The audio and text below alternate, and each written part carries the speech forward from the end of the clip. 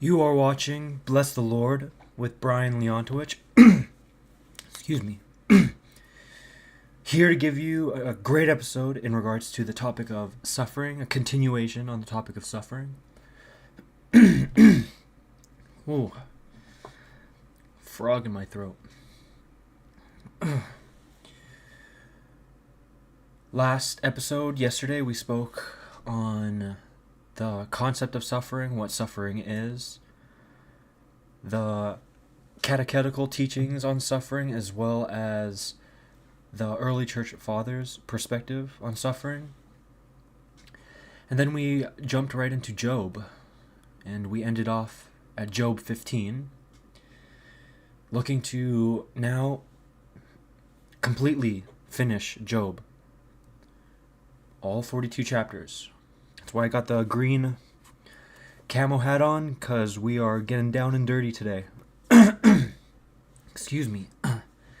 We are getting in the mud, and we are going to get it done.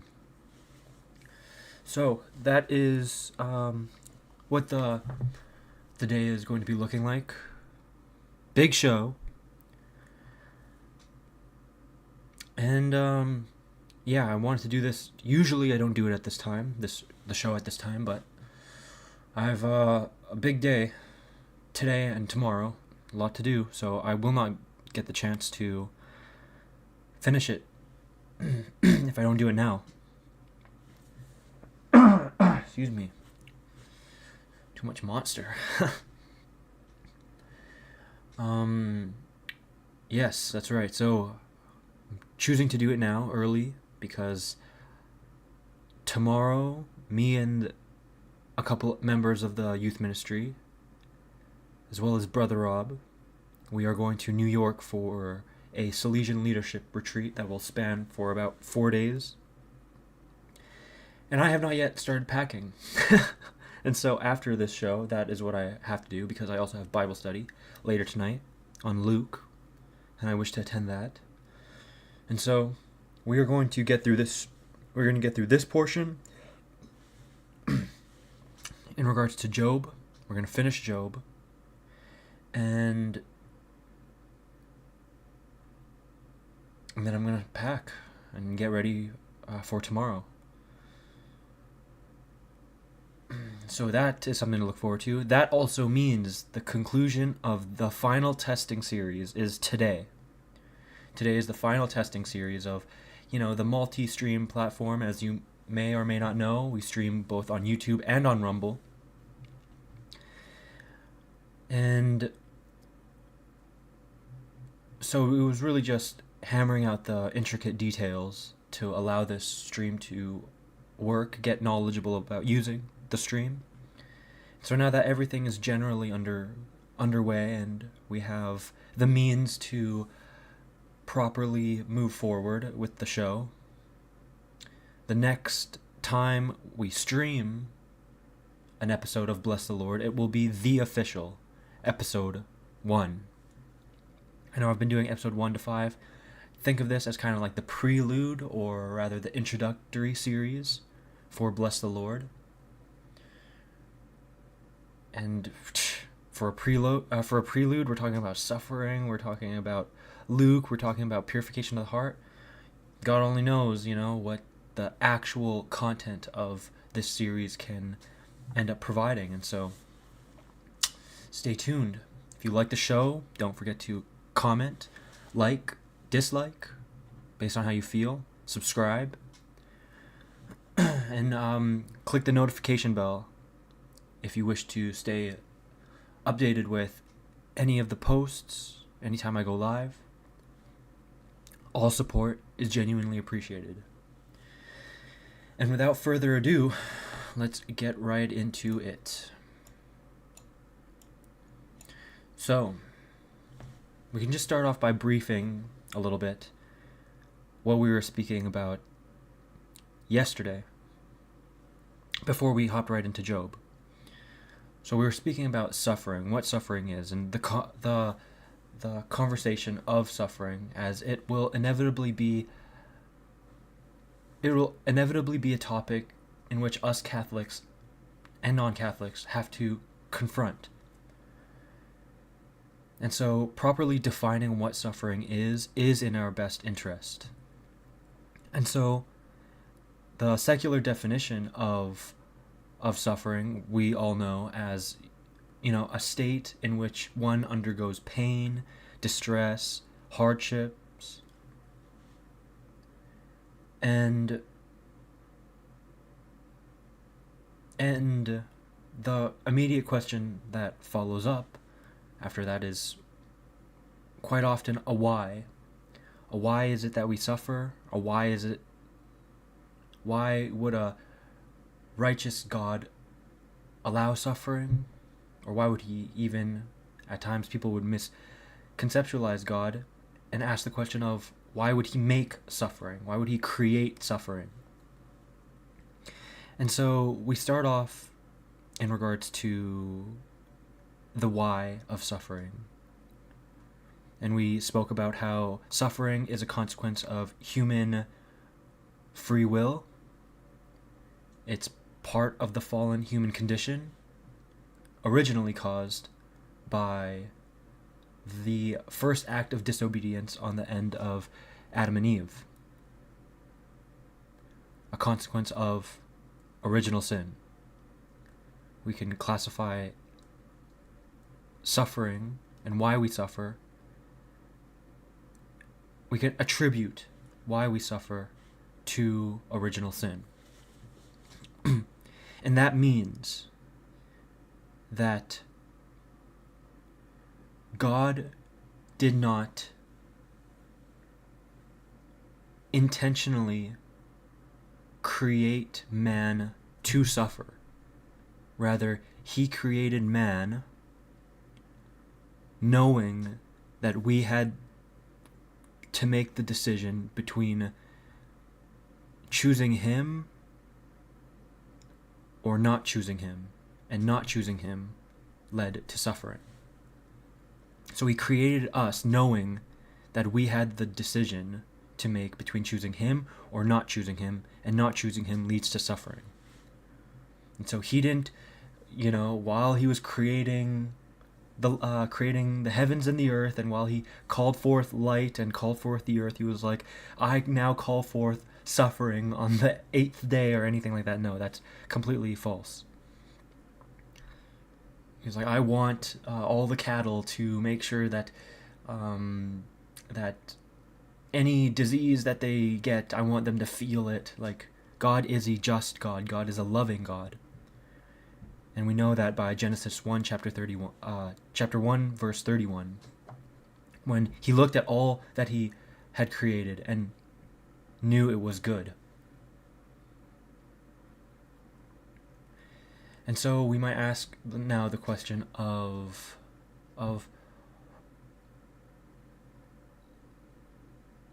further about, well, that's the why, and that's the why it is we suffer, and that clears up the conceptualization that God made suffering, when suffering is simply just a consequence of original sin.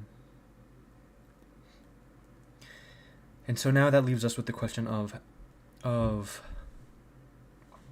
what must we do when we suffer? Or how can we be alleviated of suffering? How can we suffer justly, or how can we orient ourselves in a way which minimizes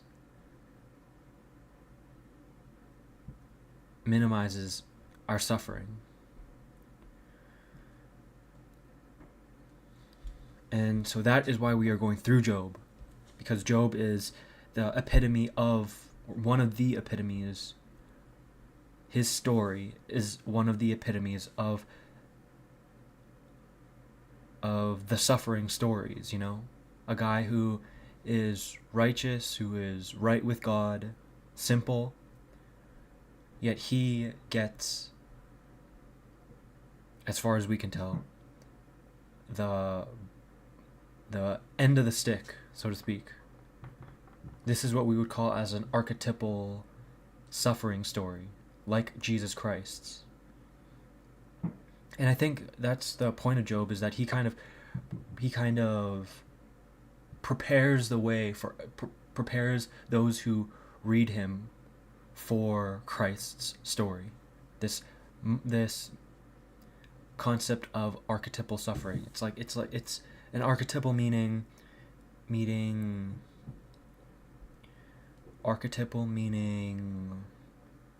fundamentally true in relationship to the human experience.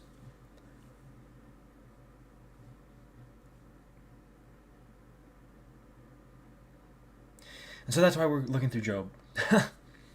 And perhaps my definitions are not the most cogent, but as far as I can tell, that's what makes the most sense to myself about how I interpret Job and how I interpret these definitions. And so, we're just going to continue getting on with it. Job 15.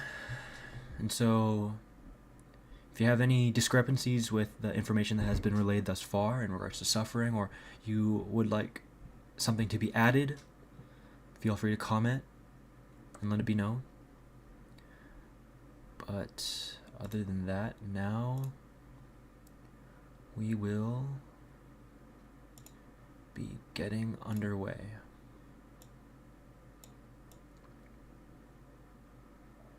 I'll go up here this time. So, Job 15. You'll be ready? Because we're not stopping until we hit Job 42. We got the camo hat on. We're going to war. Okay, hope we are ready. Hope we're buckled up. Let me just take a sip of my water. Didn't have enough water last episode, but we're prepared now. We got water, got the Red Bull. Not the Red Bull, the Monster. Just in case, never know. Because no yawning, no, oh my god. We are getting through Job. Alright, so without further ado. Job 15. Then Eliphaz the Temanite, the termite, because bad friends.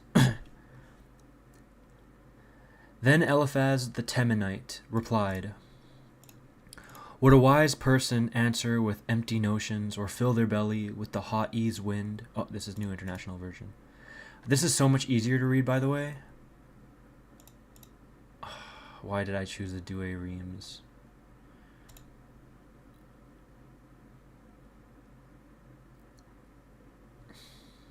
YOLO. Did I just say YOLO? Anyways, Job 15.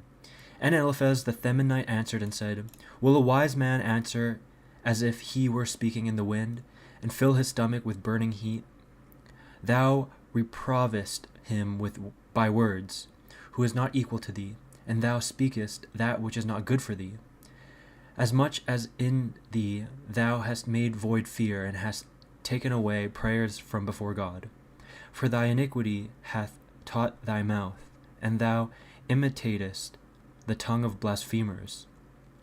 Criticizing Job. He's criticizing Job once, further, tripling down. Perhaps that's why there are three of them. "Thy own mouth shall condemn thee, and not I, and thy own lips shall answer thee. Art thou the first man that was born, or wast thou made before the hills? Hast thou heard God's counsel, and shall his wisdom be inferior to thee? What knowest thou that we are ignorant of? What dost thou understand that we do not? There are with us also aged and ancient men, much elder than thy fathers. Is it a great matter that God should comfort thee? But thy wicked words hinder this. Why doth thy heart elevate thee? And why dost thou stare with thy eyes, as if they were thinking great things? Why doth thy spirit swell against God, to utter such words out of thy mouth? What is man that he should be without spot, and he that is born of a woman, that he should appear just? Behold, among his saints none is unchangeable, and the heavens are not pure in his sight. How much more is man abominable and unprofitable, who drinketh iniquity like water. I will shew thee, hear me, and I will tell thee what I have seen. Wise men confess and hide not their fathers, to whom alone the earth was given, and no stranger hath passed among them. The wicked man is proud all his days, and the number of the years of his tyranny is uncertain. The sound of dread is always in his ears, and when there is peace, he always suspecteth treason. He believeth not that he may return from darkness to light, looking round about for the sword on every side. When he moveth himself to seek bread, he knoweth that the day of darkness is ready at his hand. Tribulation shall terrify him, and distress shall surround him, as a king that is prepared for battle. For he hath stretched out his hand against God, and hath strengthened himself against the Almighty. He hath run against him with his neck raised up, and is armed with a fat neck. Fatness hath covered his face, and the fat hangeth down on his sides. He hath dwelt in desolate cities, and in desert houses that are reduced into heaps. He shall not be enriched, neither shall his substance continue, neither shall he push his root in the earth. He shall not depart out of darkness, the flame shall dry up his branches, and he shall be taken away by the breath of his own mouth. He shall not believe, being vainly deceived by error, that he may be redeemed with any price. Before his days be full, he shall perish, and his days shall wither away. He shall be blasted as a vine when its grapes are in the first flower, and as an olive tree that casteth its flower. For the congregation of the hypocrite is barren, and the fire shall devour their tabernacles, who love to take brides. He hath conceived sorrow, and hath brought forth iniquity, and his womb prepareth deceits. So essentially, yeah, he's just triple downing and really questioning Job's heart, really questioning Job, really not doing too much different than the others before him in questioning Job's heart, questioning Job's understanding of God.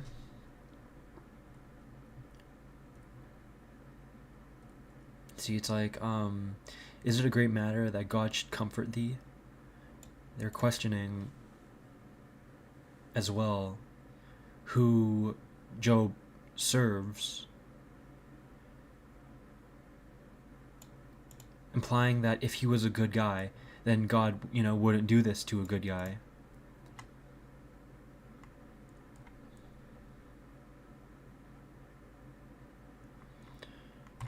And I don't want to spend too much time on this guy because it's Job we're looking to, Job's words to these accusations, in which are the key. Job 16. Then Job answered and said, I have often heard such things as these. You are all troublesome comforters. True. And I think as well as why there are troublesome comforters is because it adds onto our suffering. Quite often we think that if we just confide in the right people, like, all will be well, but in reality there will be also the case in which those who we share our hardships and sorrows with will not help, rather do the complete opposite. And this is what Job's kind of dealing with, which is why it's so deep. It's not just the purely suffering outwardly in regards to being stripped of resource, being stripped of family, but rather also those who he often perhaps confides with or confides in are also adding actively onto his suffering. I have often heard such things as these. You are all troublesome comforters. Shall windy words have no end, or is it any trouble to thee to speak? I also could speak like you, and would God your soul were my soul. I would comfort you also with words, and would wag my head over you. I would strengthen you with my mouth, and would move my lips as sparing you. But what shall I do? If I speak, my pain will not rest, and if I hold my peace, it will not depart from me. So he's basically relating to them about how he too would also do the same thing that they're doing, or at least has the aptitude and the ability to do what it is they are doing. But regardless, whatever they say and whatever Job says, his pain is absolute. But now my sorrow hath oppressed me, and my limbs are brought to nothing. My wrinkles bear witness against me, and a false speaker riseth up against me, against my face, contradicting me. He hath gathered together his fury against me, and threatening me, he hath gnashed with his teeth upon me. My enemy hath beheld me with terrible eyes. They have opened their mouths upon me, and reapproaching me, they have struck me on the cheek. They are filled with my pains. God hath shut me up with the unjust man, and hath delivered me into the hands of the wicked. I that was formerly so wealthy am all on a sudden broken to pieces. He hath taken me by my neck, he hath broken me, and hath set me up to be his mark. This is a good verse. I, who had it all, am now at the brink. I am now at the edge.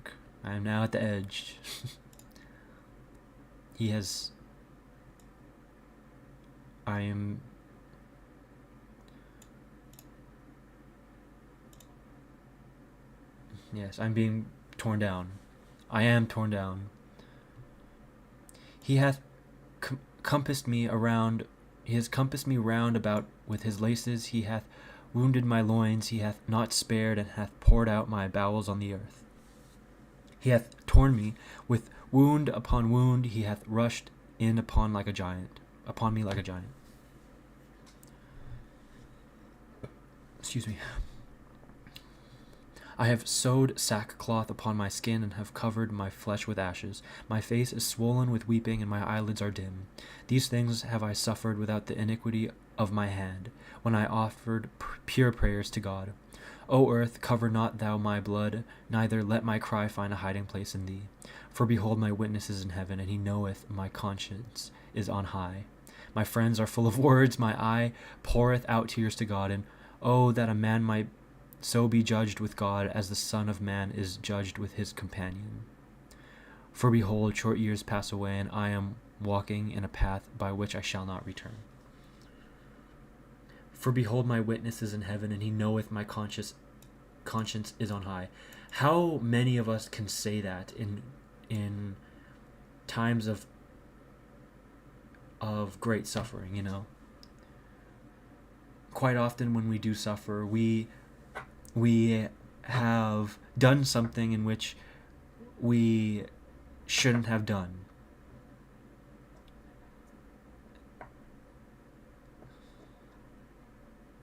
And that doesn't help with alleviating suffering. For example, I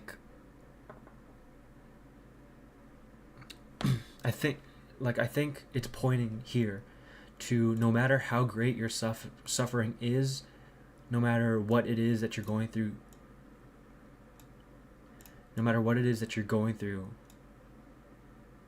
the only thing that we have is to combat that is a clear conscience that is being offered up to the Most High.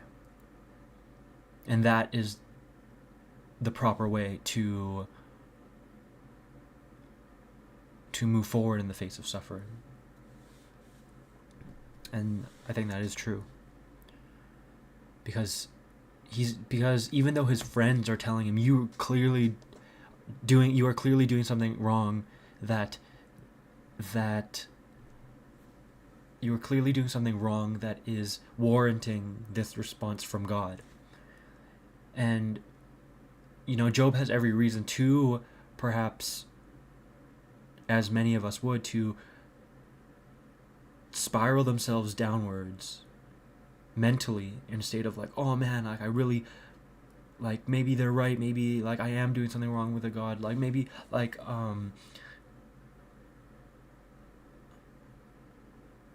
and perhaps irrecoverably do so, to the degree in which it starts to spiral to the degree in which he starts to think that he's beyond saving. And great suffering does that. Great suffering starts to make people nihilistic, makes people start to think that they are beyond salvation, and his friends are not helping him with this. And that's why it's important to have a clear conscience, and it's important that our heart be purified, so that when suffering does reveal itself, we may offer up the best of ourselves as well as our suffering to the Most High. We'll continue. Job 17, my spirit shall be wasted, my days shall be shortened, and only the grave remaineth for me. I have not sinned, and my eye abideth in bitterness. Deliver me, O Lord, and set me beside thee, and let any man's hand fight against me. Thou hast set their heart far from understanding, therefore they shall not be exalted. See, the moment they heard about Job's circumstance, they started preaching, and that's one of the,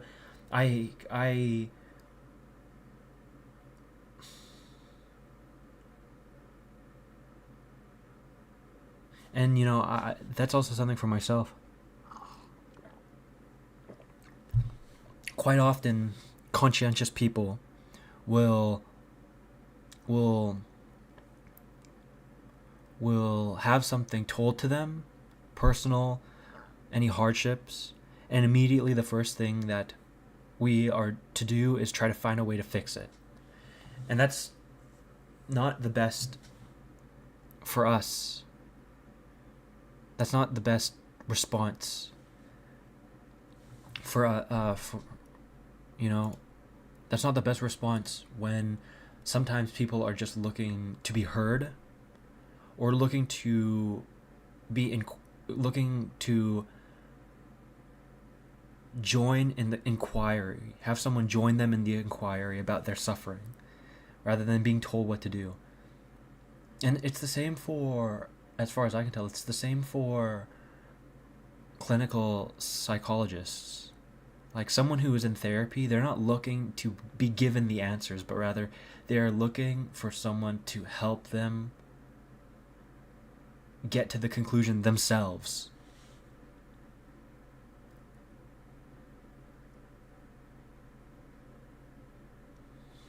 True.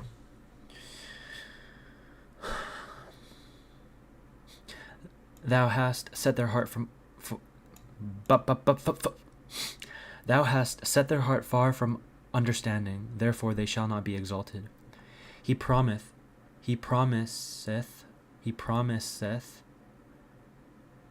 a prey to his companions, and the eyes of his children shall fail. He hath made me as if... He hath made it... Oh my gosh. He hath made me as it were a byword of the people, and I am an example before them. My eye is dim through indignation, and my limbs are brought as if it were nothing. The just shall be astonished at this, and the innocent shall be raised up against the hypocrite. And the just man shall hold on his way, and he that hath clean hands shall be stronger and stronger.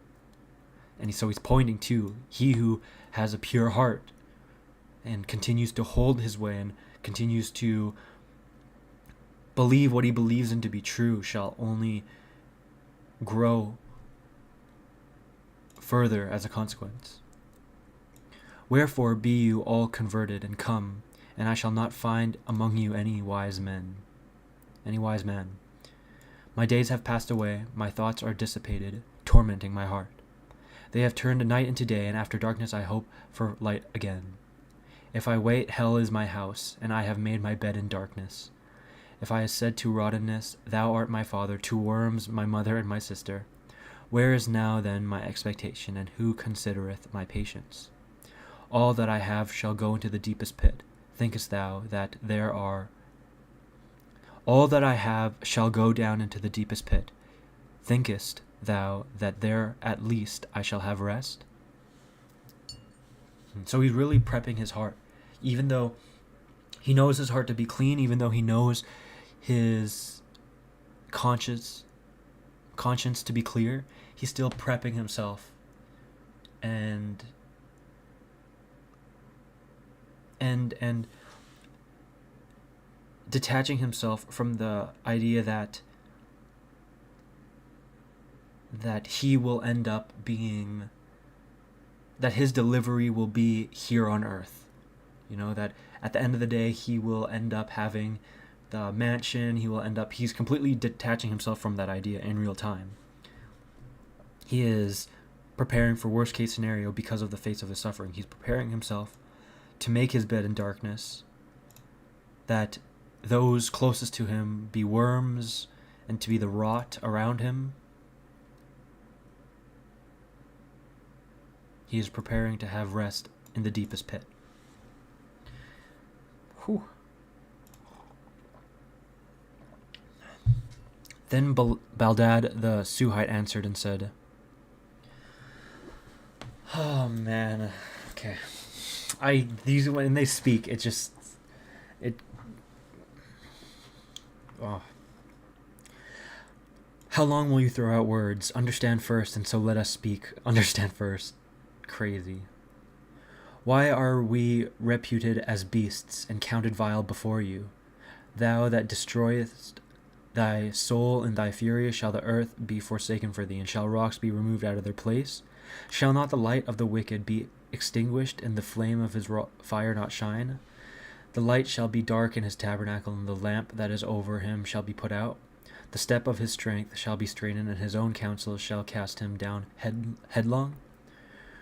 For he hath thrust his feet into a net, and walketh in its meshes. The sole of his foot shall be held in a snare, and thirst shall burn against him.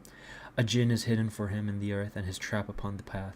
Fears shall terrify him on every side, and shall entangle his feet. Let his strength be wasted with famine, and let hunger invade his ribs. Let it devour the beauty of his skin, let the firstborn death consume his arms. Let his confidence be rooted out of his tabernacle, and let destruction tread upon him like a king. Let the companions of him that is not dwell in his tabernacle. Let brimstone be sprinkled in his tent. Let his roots be dried up beneath, and his harvest destroyed above. Let the memory of him perish from the earth, and let not his name be renowned in the streets. He shall drive him out of light into darkness, and shall remove him out of the world. His seed shall not subsist, nor his offspring among his people, nor any remnants in his country. They that come after him shall be astonished at his day, and horror shall fall upon them that went before. These men are the tabernacles of the wicked, and this the place of him that knoweth not God." And so this guy is just basically like, well, look at the evidence. And then he looks at the evidence and is now drawing the conclusions as he sees fit, because you are suffering. Look at your suffering. And their interpretation of who the just God is because you are suffering in the manner that you are.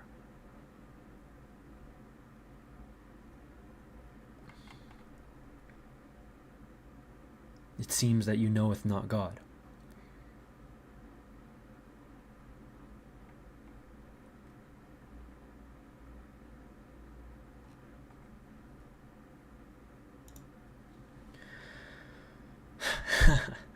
And Job answered and said, "How long do you afflict my soul and break me in pieces with words?" And so you could see how it's just like Job is their words are resonating with Job. Obviously he's doing his best not to make it so that he continues spiraling downwards. He's not allowing the words to decimate his soul, but rather it is weighing on him. "Behold, these 10 times you confound me, and are not ashamed to oppress me. For if I have been ignorant, my ignorance shall be with me. But you have set yourselves up against me, and reprove me with my reproaches. At least now understand that God hath not afflicted me with an equal judgment, and compassed me with his scourges. Behold, I cry suffering violence, and no one will hear. I shall cry aloud, and there is no one to judge. He hath hedged in my path round about, and I cannot pass, and in my way he hath set darkness. He hath stripped me of my glory, and hath taken the crown from my head. He hath destroyed me on every side, and I am lost. And he hath taken away my hope, as from a tree that is plucked up. His wrath is kindled against me, and he hath counted me as his enemy. His troops have come together, and have made themselves a way by me, and have besieged my tabernacle round about. He hath put my brethren far from me, and my acquaintance like strangers have departed from me. My kinsmen have forsaken me, and they that knew me have forgotten me. They that dwelt in my house and my maidservants have counted me a stranger, and I have been like an alien in their eyes. I called my servant, and he gave me no answer. I entreated him with my own mouth. My wife hath abhorred my breath, and I entreated the children of my womb. Even fools despise me, and when I gone from them, they spoke against me. They that were sometime my counselors have abhorred me, and he whom I love most is turned against me. The flesh being consumed, my bone hath cleaved to my skin, and nothing but lips are left about my teeth. Have pity on me, have pity on me, at least you my friends, because the hand of the Lord hath touched me. Why do you persecute me as God, and glut yourselves with my flesh? Who will grant me that my words may be written? Who will grant me that they may be marked down in a book, with an iron pen in a plate of lead, or else be graven with an instrument in flint stone? For I remember that my Redeemer liveth, and in the last day I shall rise out of the earth, and I shall be clothed again with my skin, and in my flesh I will see God, whom I myself shall see, and my eyes shall behold, and not another. This is my hope, is laid up in my bosom. Why then do you say now, let us persecute him, and let us find occasion of word against him? Flee then from the face of the sword, for the sword is the revenger of iniquities, and know ye that there is judgment. I love Job's responses, man, because it really is acknowledging. Well, for starters, it's like he points out like how eager it seems they are to judge Job's circumstances and give them their 2 cents about what they think. Give Job their 2 cents about what they think about his circumstance. And then Job takes it upon himself. For if I have been ignorant, my ignorance shall be with me.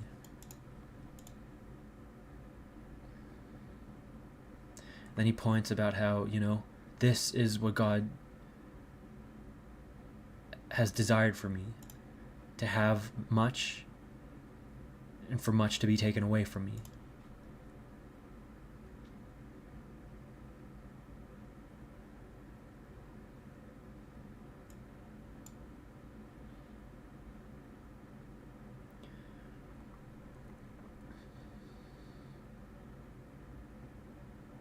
And this is like here, it says, his wrath is kindled against me, and hath counted me as his enemy. And it's hard to tell whether or not because he's referring to God quite often, and in this he starts to talk about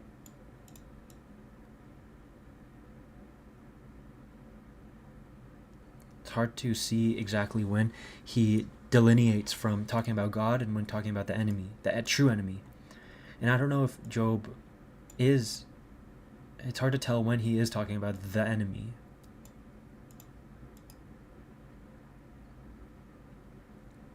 But at least he's kind of looking at it from a perspective of because God deems it necessary for this to happen to me,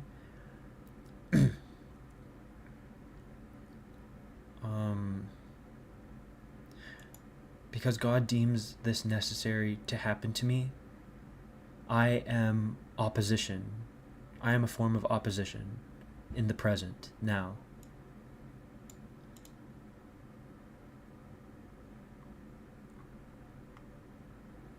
And he acknowledges his circumstance, again, is that his great loss.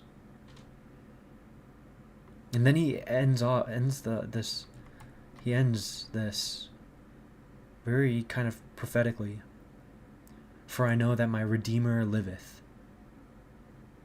and in the last day I shall rise out of the earth. So even Job is like this is kind of the kind of language that kind of helps prepare us for Jesus. And in the last day I shall rise out of the earth. This is quite prophetic in the sense of like he's already kind of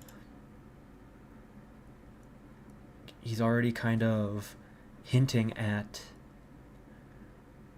at eternal life before Christ even comes again. Like, the rising out of the earth. Which is interesting. I never knew Job spoke on it like this. And speaking very, very precisely, I shall be clothed again with my skin, and in my flesh I will see God. Like, so even though we transcend our human body, or even though we transcend our human body, we don't lose all that we have had here when we become spirits.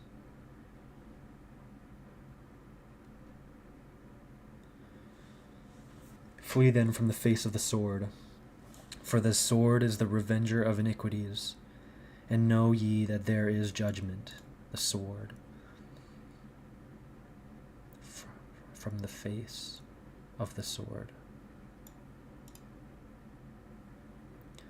Yeah, all of this is quite prophetic, and it really is hinting this is a lot of preparation for Jesus Christ language.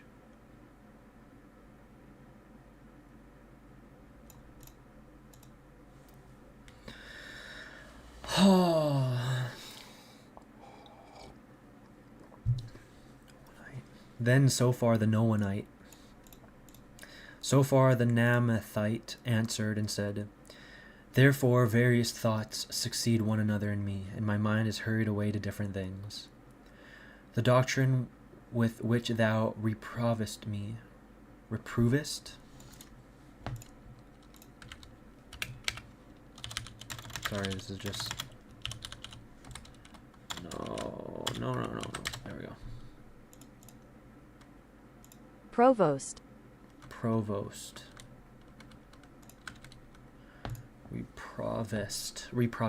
The doctrine with which thou reprovest me I will hear, and the spirit of my understanding shall answer for me. This I know from the beginning, since man was placed upon the earth, that the praise of the wicked is short, and the joy of the hypocrite but for a moment, if his pride mount up even to heaven, and his head touch the clouds. In the end he shall be destroyed like a dunghill, and they that have seen him shall say, where is he? As a dream that fleeth away, he shall not be found, he shall pass as a vision of the night. The eyes that had seen him shall see him no more, neither shall his place any more behold him. His children shall be oppressed with want, and his hands shall render him sorrow. His bones shall be filled with the voices of his youth, and they shall sleep with him in the dust. For the evil shall be sweet in his mouth, he will hide it under his tongue. He will spare it and not leave it, and he will hide it in his throat. His bread in his belly shall be turned into gall of asps within him. The riches which he hath swallowed he shall vomit up, and God shall draw them out of his belly. He shall suck the head of asps, and the viper's tongue shall kill him. Let him not see the streams of the river and brooks of honey of butter. He shall be punished for all that he did, and yet shall not be consumed. According to the multitude of his devices, so also shall he suffer.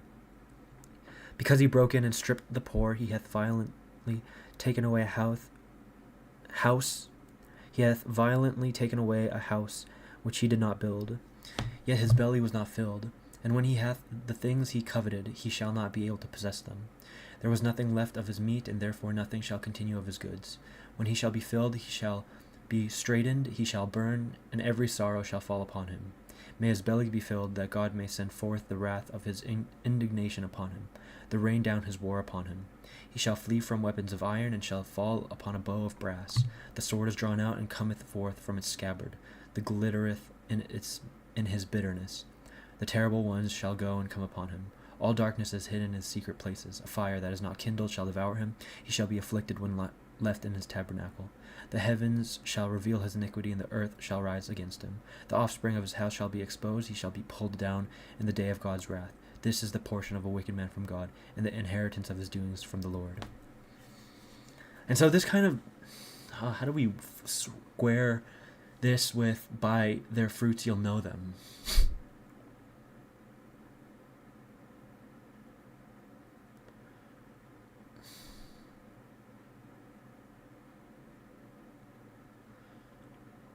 Because in this case, so is this the exceptional case? Is this the exception to that rule? Or are we to transcend our concept of knowing by looking at their suffering, to see how they are suffering in order to know them? Fruit doesn't necessarily mean fruit doesn't necessarily mean the tangible evidence of resource or friendships, connections, but rather perhaps it could also mean their suffering, their responsibilities.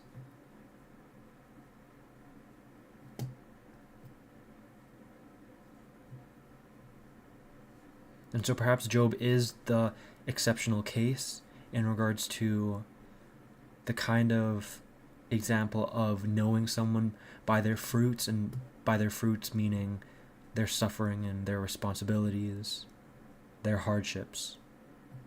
And that is how you know a man. But it seems like they are quite focused and fixated on the fruits being, now he doesn't have his cattle, now he doesn't have his family, now he doesn't have good health, and based on that evidence, we know you, Job. We know you because we see that your fruit, or at least how we conceptualize fruit, is not virtuous, is not good in our eyes. And so this guy, compared to the others, or at least this guy this time, compared to the responses thus far,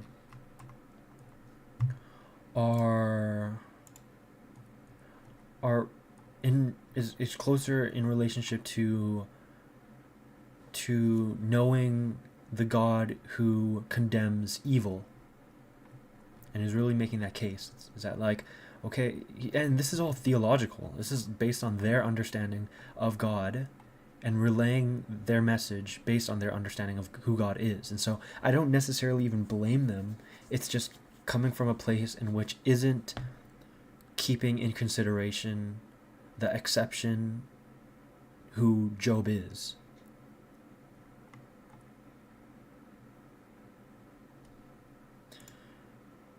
And that's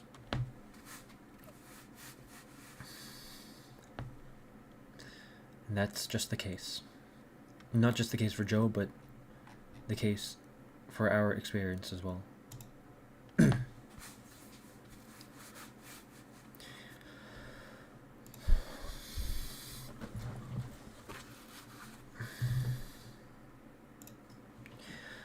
"21. Then Job answered and said, Hear, I beseech you, my words, and do penance. Suffer me, and I will speak, and after, if you please, laugh at my words. Is my debate against man, that I should not have just reason to be troubled?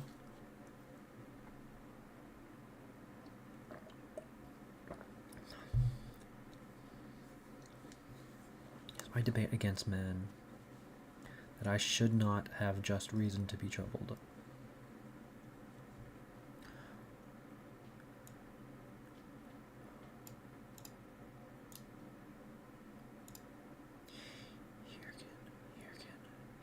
That says hearken. Hearken to me and be astonished, and lay your finger on your mouth. As for me, when I remember, I am afraid, and trembling taketh hold on my flesh.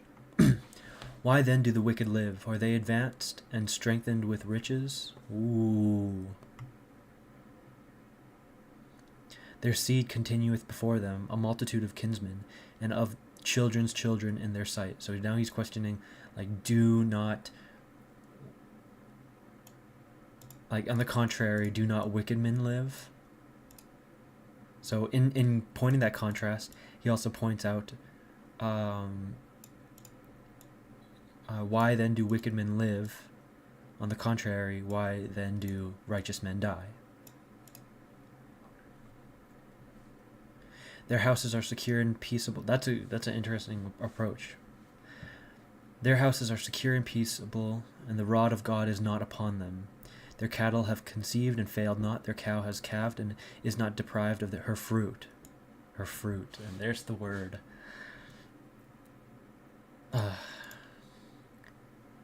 Their little ones go out like a flock, and their children dance and play. They take the timbrel and the harp and rejoice at the sound of the organ. They spend their days in wealth, and in a moment they go down to hell. Who have said to God, "Depart from us, we desire not the knowledge of thy ways"? Who is the Almighty that we should serve him? And what doth it profit us if we pray to him? Yet because their good things are not in their hand, may the counsel of the wicked be far from me. How often shall the lamp of the wicked be put out, and a dulge come upon them? And he shall distribute the sorrows of his wrath. They shall be as chaff before the face of the wind, and as ashes which the whirlwind scattereth.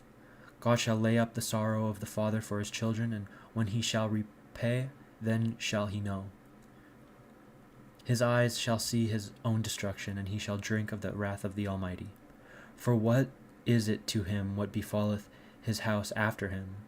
And if the number of his months be diminished by 1/2, shall any one teach God knowledge, who judgeth those that are high? One man dieth strong and hale, rich and happy. His bowels are full of fat, his bones are moistened with marrow. But another dieth in bitterness of soul, without any riches, and yet they shall sleep together in the dust, and worms shall cover them.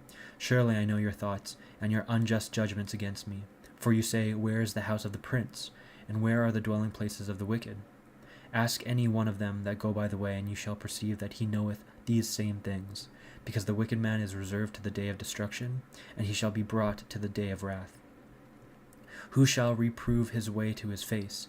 And who shall repay him for what he hath done? He shall be brought to the graves, and shall watch in the heap of the dead. He hath been accepted to the gravel of Cocytus, and he shall draw every man after him, and there are innumerable before him. How then do ye comfort me in vain, whereas your answer is shewn to be repugnant to truth? So now he's pointing out the flaw in their, or he's pointing out, really, as far as I can tell, this one, man. Why then do the wicked live? He's really questioning their own theology. Like, their own theology in condemning him. And he's kind of showing that it's deeper than what they think. It's like, it's not just as easy as, as, oh yeah, this man suffers, so then he must be getting what he deserves. Because with that logic, he questions, why then do wicked men live?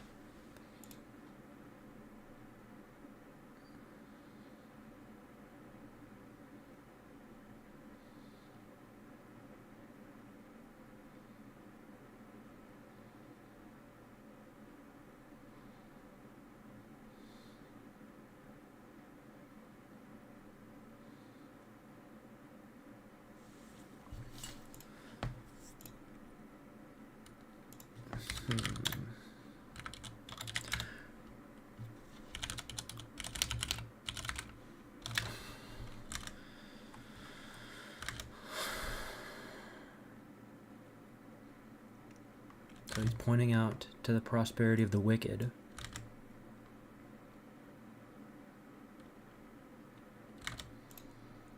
And it's talking about how God's judgment of the wicked is not always immediate or obvious.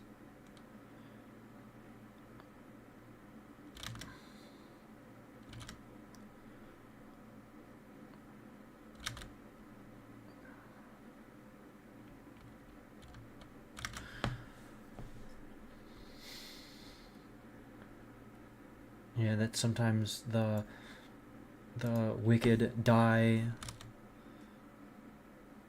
in ease and luxury.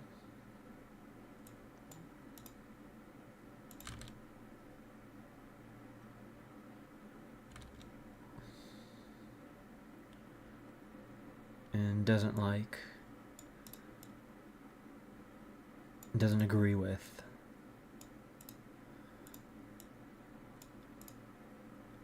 his friends and their observations of his circumstance. Believe it to be flawed.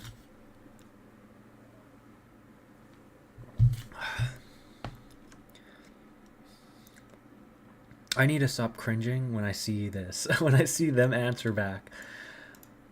But it's just like, guys. So this is a dialogue. This is the discussion. We're kind of the fly on the wall in regards to their back and forth. And so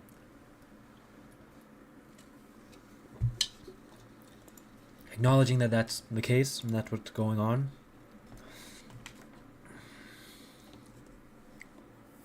we have to prepare ourselves. So, Job 22. Then Eliphaz the Themanite answered and said, Can man be compared with God, even though he were of perfect knowledge? What doth it profit God if thou be just? Or what dost thou give him if thy way be unspotted? Shall he reprove thee for fear, and come with thee into judgment, and not for thy manifold wickedness and thy infinite inquiries? For thou hast taken away the pledge of thy brethren without cause, and stripped the naked of their clothing. Thou hast not given water to the weary, thou hast withdrawn bread from the hungry. In the strength of thy arm thou didst possess the land, and being the most mighty thou holdest it. Thou hast sent widows away empty, and the arms of the fatherless thou hast broken in pieces. Therefore art thou surrounded with snares, and sudden fear troubleth thee. And didst thou think that thou shouldest not see darkness, and that thou shouldest not be covered with the violence of flowing waters? Dost not think that God is higher than the heaven, and is elevated above the height of the stars? And thou sayest, What doth God know? And he judgeth as it were through a mist. The clouds are his covert, and he doth not consider our things, and he walketh about the poles of heaven. Dost thou desire to keep the path of ages, which wicked men have trodden, who were taken away before their time, and a flood hath overthrown their foundation? Who said to God, Depart from us, and looked upon the Almighty as if he could do nothing? Whereas he had filled their houses with good things, whose way of thinking be far from me. The just shall see and shall rejoice, and the innocent shall laugh them to scorn. Is it not their exaltation cut down, and hath not fire devoured the remnants of them? Submit thyself then to him, and be at peace, and thereby thou shalt have the best fruits. Yeah, the best fruits considered being the best fruits to whom? And who is to interpret what the best fruits mean? Receive the law of his mouth, and lay up his words in thy heart. If thou wilt return to the Almighty, thou shalt be built up, and shalt put away iniquity far from thy tabernacle. He shall give for earth flint, and for flint torrents of gold. And the Almighty shall be against thy enemies, and silver shall be heaped together for thee. Then shalt thou abound in delights in the Almighty, and shalt lift up thy face to God. Thou shalt pray to him, and he will hear thee, and thou shalt pay vows. Thou shalt decree a thing, and it shall come to thee, and light shall shine in thy ways. For he that hath been humbled shall be in glory, and he that shall bow down his eyes, he shall be saved. The innocent shall be saved, and he shall be saved by the cleanness of his hands. The innocent shall be saved, and he shall be saved by the cleanness of his hands. See, this really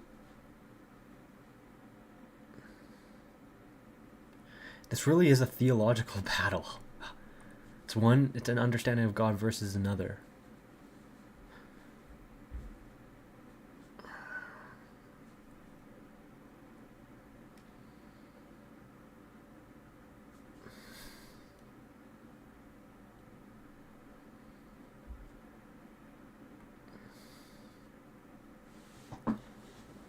And so it seems like Eliphaz is still questioning Job's heart and questioning Job's understanding of God and his pride as well, whatever pride he may have.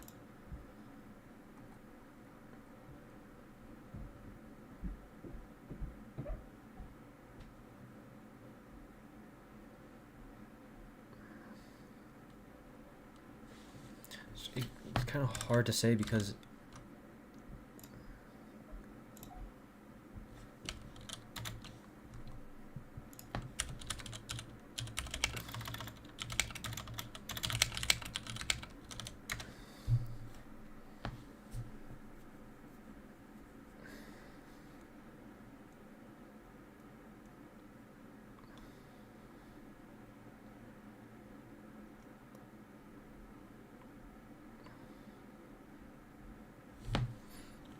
yeah, so it still seems like they're following the same pattern of judgment, which is is accusing Job for not being pure, for being prideful, anything really, for being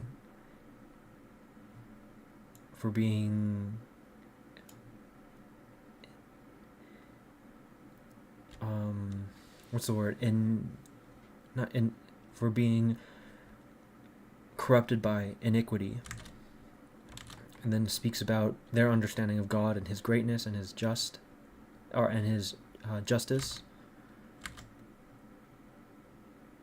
and then calls Job to repent.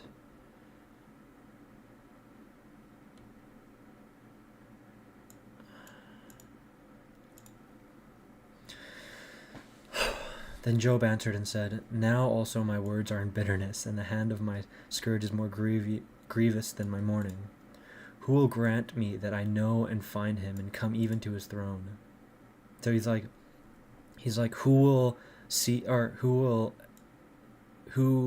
can acknowledge that I might be innocent of all of this, and that even when I die, that I might be with him in heaven.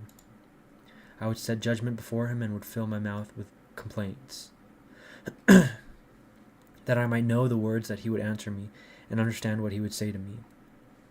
And it seems like there's no one, that he is acknowledging that there is no one doing that. I would not that he should contend with me with much strength, nor overwhelm me with the weight of his greatness. Let him propose equity against me, and let my judgment come to victory. But if I go to the east, he appeareth not. If to the west, I shall not understand him. If to my left hand, what shall I do? I shall not take hold on him. If I turn myself to the right hand, I shall not see him. But he knoweth my way, and has tried me as gold that passeth through the fire. My foot hath followed his steps. I have kept his way and would not decline from it. I have not departed from the commandments of his lips, and the words of his mouth I have hid in my bosom. For he is alone, and no man can turn away his thought.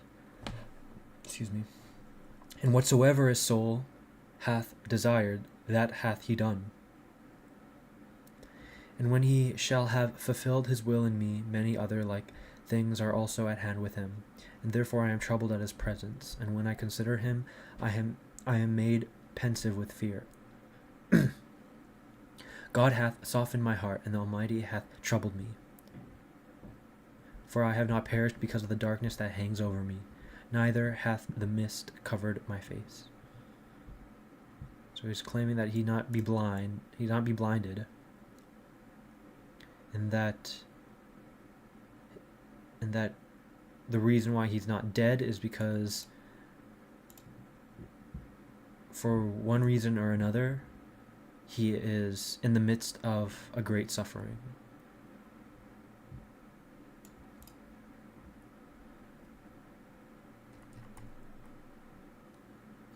He got a little, he's like, now also my words are in bitterness.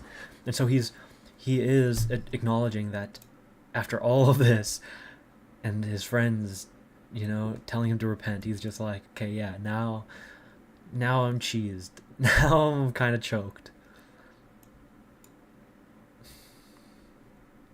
That there is no one who is giving him grace that he may be innocent.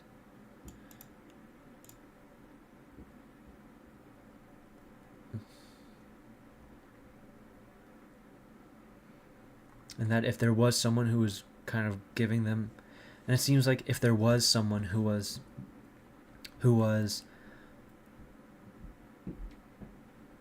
giving him that kind of grace,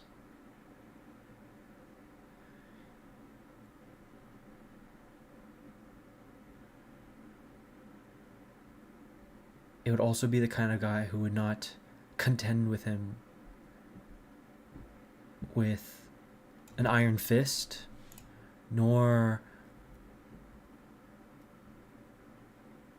well, it seems like it's something along the lines of, like, only a great man who transcends the concept of great, not just a king, not just a hyper wise man, but really a kind of compassionate, kind leader, great wise individual, would be able to temper their wisdom, temper their greatness in a manner which can truly relate and truly understand Job. And so it's almost like he's talking about Christ in this.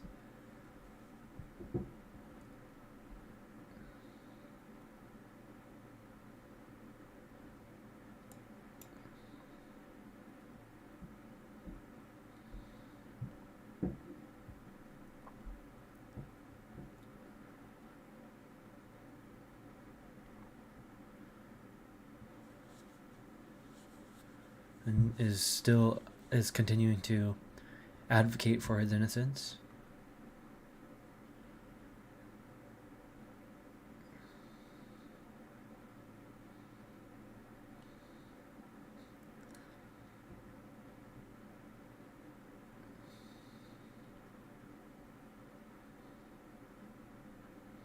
And believes that the reason he's not dead is because his suffering has not yet concluded. So there is purpose in regards to his suffering. He's attributing purpose to his suffering here. I am not dead because the darkness that hangs over me, because of the darkness that hangs over me. I am not dead because of the darkness that hangs over me. He's attributing some form of value to his suffering. For better or for worse. He doesn't know the grand scheme of things, but he's just like, I am not dead yet because I have still to suffer. Neither hath the mist covered my face. So he's talking about neither am I blinded, or neither can I not see. Times are not hid from the Almighty, but they that know him know not his days. Some have removed landmarks, have taken away flocks by force and fed them. They have driven away the ass of the fatherless, and have taken away the widow's ox for a pledge.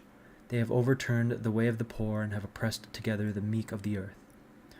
Others, like wild asses in the desert, go forth to their work by watching for a prey. They get bread for their children.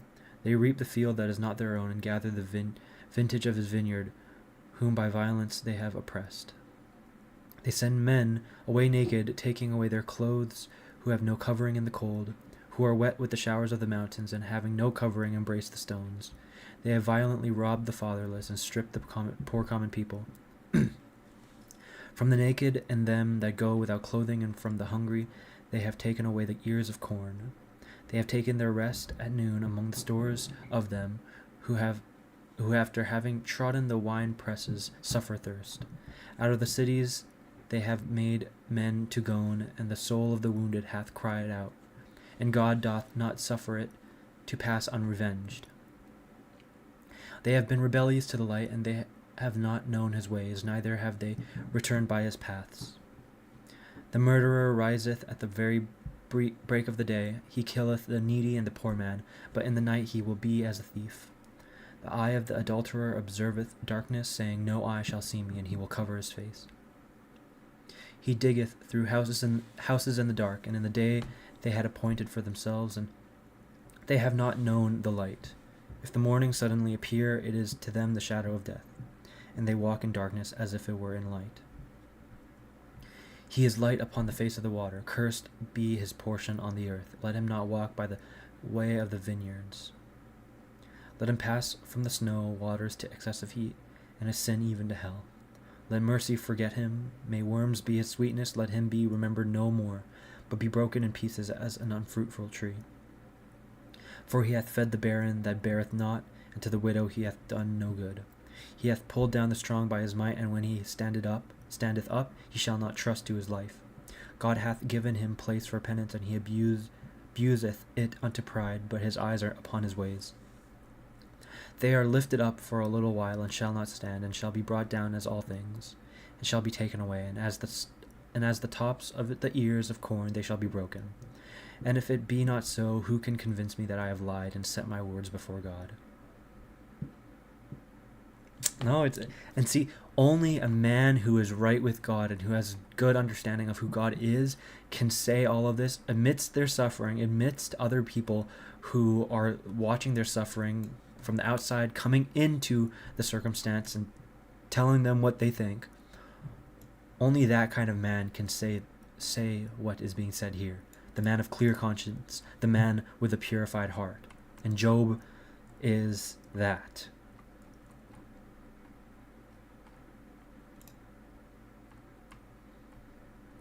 He's basically agreeing in the sense of God's greatness, God's mightiness, God's justice. And it's talking about how, yes, like what will happen to the man of iniquity. Saying that, finding the common ground between him and his accusers. And saying at the end, essentially, that, like, am I wrong? Is this not the kind of God that we believe in? Like, that this is all true. And only a man who knows that he is in the clear can say these things with a clean conscience.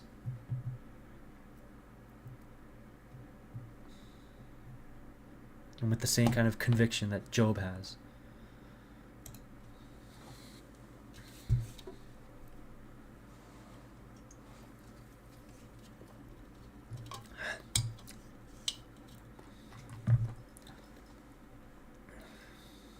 Job 25. Then Baldad the Suhite answered, and I said, Power and terror are with him, who maketh peace in his high places. Is there any numbering of his soldiers, and upon whom shall not his light arise? Can man be justified compared with God, or he that is born of a woman appear clean? Behold, even the moon doth not shine, and the stars are not pure in his sight. How much less man that is wrought in this, and the Son of Man who is a worm? It's hard to tell exactly.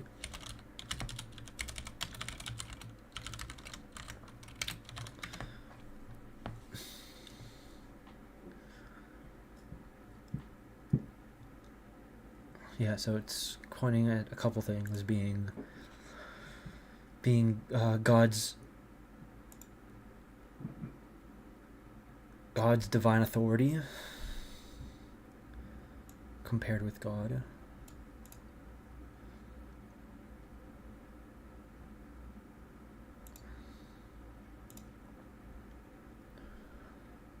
The divine authority and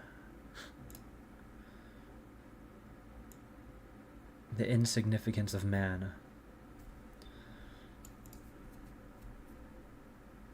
So it doesn't seem like they're disagreeing. They're just kind of now just riffing on one another. It seems like they're just like coming together about of a collective understanding of who God is, and as a consequence, who man is in relationship to that God.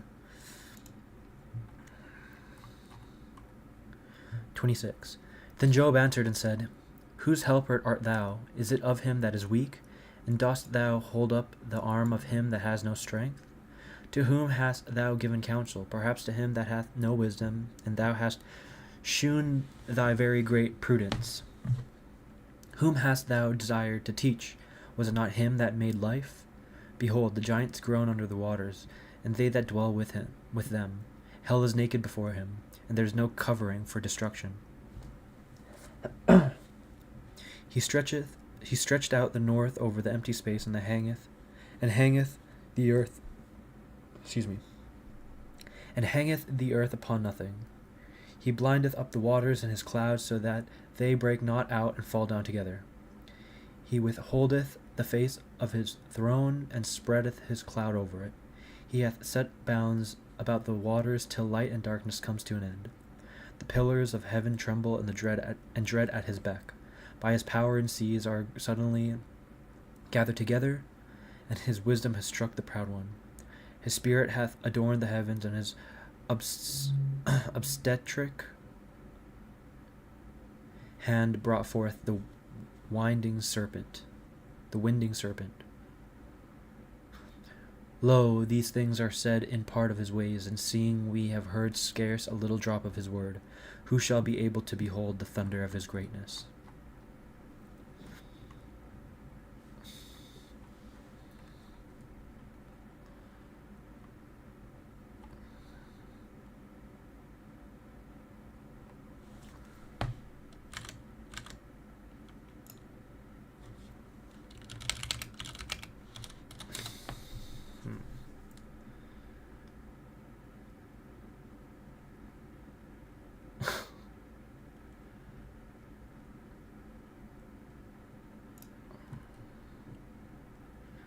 So he's directly speaking now to Bildad, was it? Bildad. And he's basically telling him, like,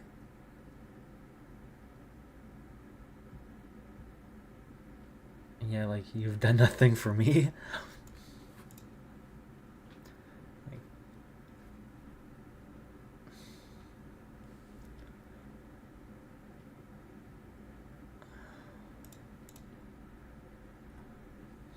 And really all of them.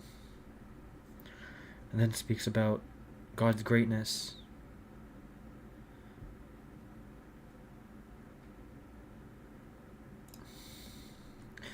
God's greatness and his authority over creation.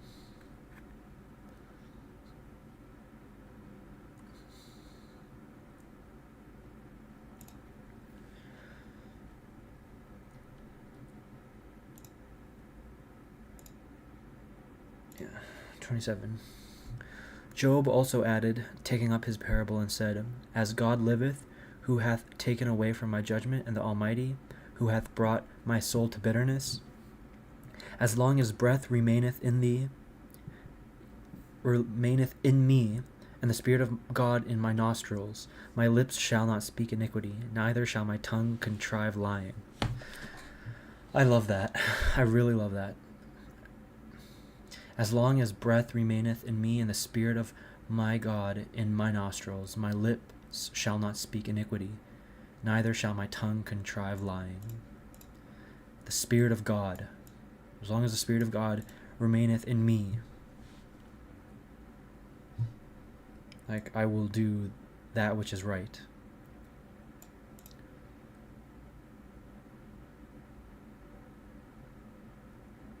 God forbid that I should judge you to be just. Till I die, I will not depart from my innocence. My justification, which I have begun to hold, I will not forsake, and for my heart doth not reprehend me in all my life. Let my enemy be as the ungodly, and my adversary as the wicked one. Oh, now he's pointing out that his enemy is not of God. It's not God who is against Job.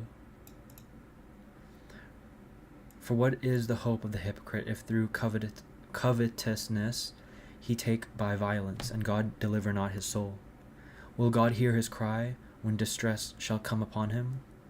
Or can he delight himself in the Almighty and call upon God at all times? I will teach you by the hand of God what Almighty hath, and I will not conceal it. Behold, you all know it, and why do you speak vain things without cause? This is the portion of a wicked man with God, and the inheritance of the violent, which they shall conceive of the Almighty. If his sons be multiplied, they shall be for the sword, and his grandsons shall not be filled with bread. They shall remain of him, shall be buried in death, and his widows shall not weep. If he shall heap together silver as earth, and prepare raiment as clay, he shall prepare indeed, but the just man shall be clothed with it, and the innocent shall divide the silver. He hath built his house as a moth, and as a keeper he hath made a booth. The rich man, when he shall sleep, shall take away nothing with him. He shall open his eyes and find nothing. Poverty like water shall take hold on him. A tempest shall oppress him in the night. A burning wind shall take him up and carry him away, and as a whirlwind shall snatch him from his place. And he shall cast upon him and shall not spare. Out of his hand he would willingly flee. He shall clasp his hands upon him, and shall hiss at him, beholding his place.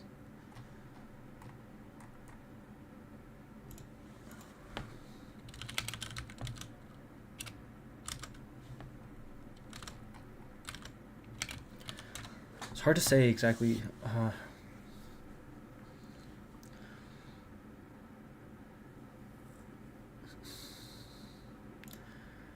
It's hard to kind of break something like this down, because it's Job's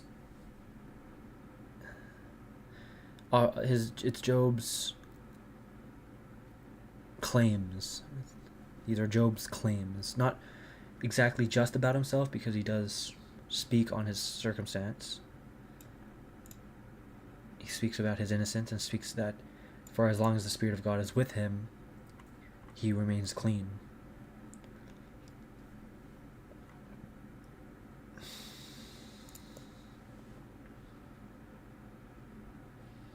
And then speaks about the wicked.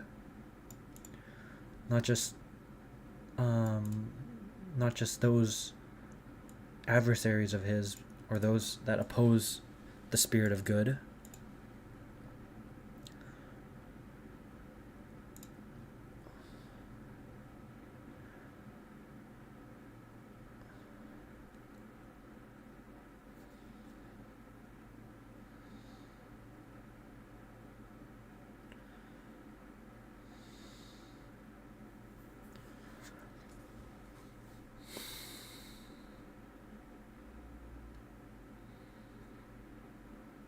Yeah, it's just like a whole lot of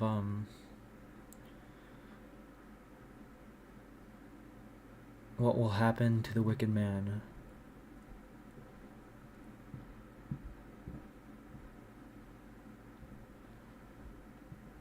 And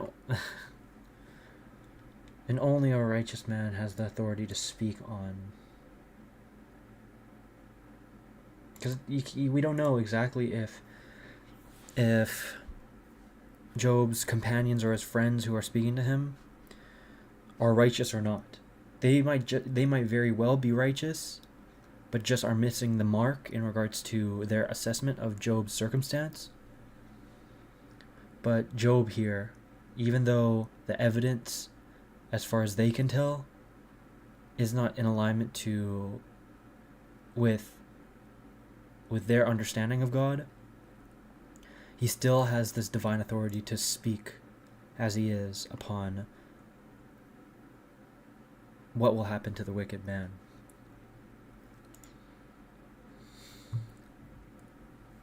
He continues in 28. Silver hath beginnings of its veins, and gold hath a place wherein it is melted. Iron is taken out of the earth, and stone melted with heat is turned into brass. He hath set a time for darkness, and the end of all things he considereth. The stone also that is in the dark and the shadow of death. The flood divideth from the people that are on their journey, those whom the food of the needy man hath forgotten, and who cannot be come at. The land out of which bread grew in its place hath been overtuned with fire. The stones of it are the place of sapphires, and the clods of it are gold.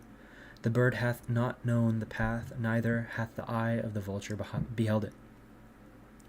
The children of the merchants have not trodden it, neither hath the lioness passed by it. He hath stretched forth his hand to the flint. He hath overturned mountains from the roots. In the rocks he hath cut out rivers, and his eye hath seen every precious thing. The depths also of rivers he hath searched, and hidden things he hath brought forth to light. But where is wisdom to be found, and where is the place of understanding? Man knoweth not the price thereof, neither is it found in the land of them that lives and delights. In depth saith, it is not in me, and the sea saith, it is not with me. The finest gold shall not purchase it, neither shall silver be weighed in exchange for it. He's talking about for wisdom. It shall not be compared with the dyed colors of India, or with the most precious stone sardonyx, or the sapphire. Gold or crystal, gold or crystal cannot equal it, neither shall any vessels of gold be exchanged or changed for it. High and eminent things shall not be mentioned in comparison of it, but wisdom is drawn out of secret places.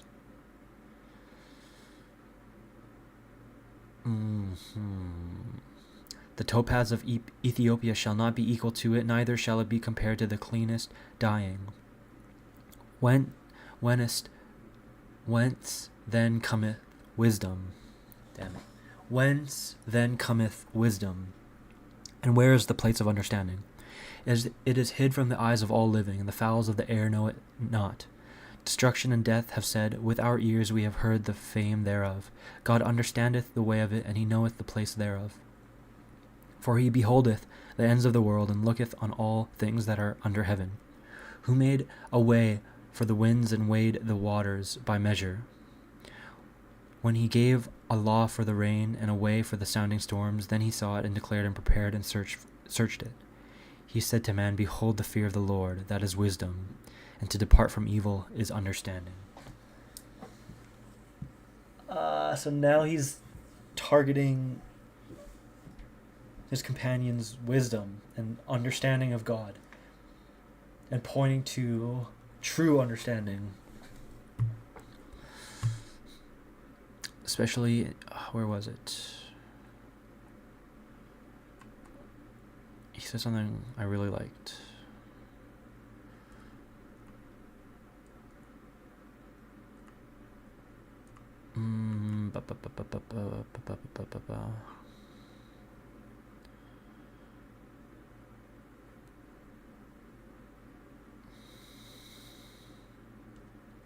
But wisdom is drawn out of secret places.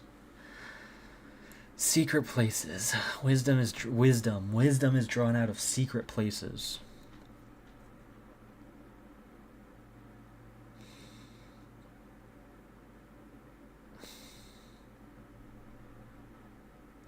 It's like pointing at, like, it requires the kind of perception to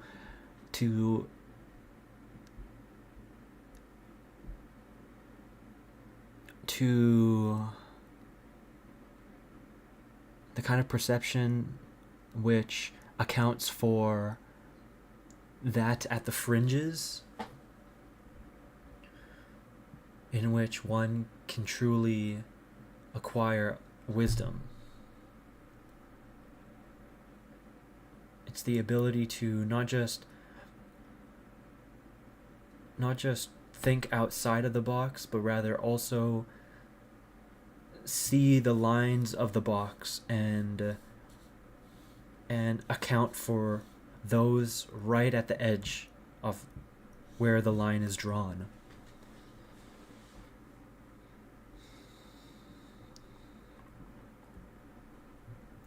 Behold the fear of the Lord, that is wisdom, and to depart from evil is understanding.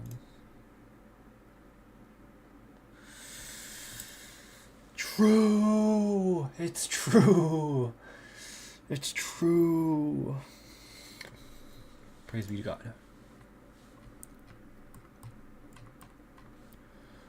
Job 29. Job also added, taking up his parable, and said,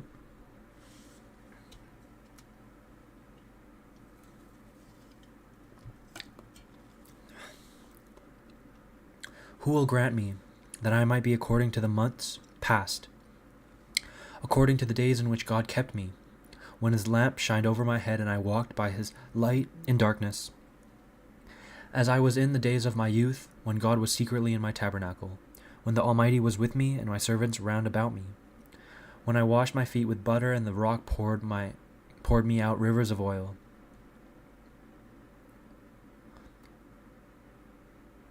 So he's now looking kind of at his past. It's like the days in which God prospered me and gave me abundance. When I went out to the gate of the city, in the street they prepared me a chair. The young men saw me and hid themselves, and the old men rose up and stood. The princes ceased to speak and laid the finger on their mouth. The rulers held their peace, and their tongue cleaved to their throat. The ear that heard me blessed me, and the eye that saw me gave witness to me, because I had delivered the poor man that cried out, and the fatherless that had no helper. And so he's now looking at his past. It's just like, look at the prior evidence. Look at the prior fruits. The blessing of him that was ready to perish came upon me, and I comforted the heart of the widow. I was clad with justice, and I clothed myself with my judgment, as with a robe and a diadem. I was an eye to the blind and a foot to the lame. I was the father of the poor, and the cause which I knew not I searched out most diligently. I broke the jaws of the wicked men, and out of his teeth I took away the prey. And I said, I shall die in my nest, and as a palm tree shall multiply my days. Excuse me. My root is open beside the waters, and dew shall continue in my harvest. My glory shall always be renewed, and my bow in my hand shall be repaired. They have heard me, waited for my sentence, and being attentive, held their peace at my counsel. To my words they durst add nothing, and my speech dropped upon them. They waited for me as for rain, and they opened their mouth as for a latter shower. If at any time I laughed on them, they believed not, and the light of my countenance fell not on earth. If I had a mind to go to them, I sat first, and when I sat as a king, with his army standing about him, yet I was a comforter of them that mourned. And so he's really just speaking about, additional to what he spoke about before in the last chapter, he's now speaking about who he was before the suffering. The kind of righteous man that God took favor upon.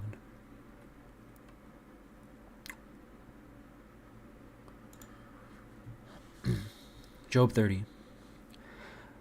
But now the younger in time scorn me, whose fathers I would not have set with the dogs of my flock.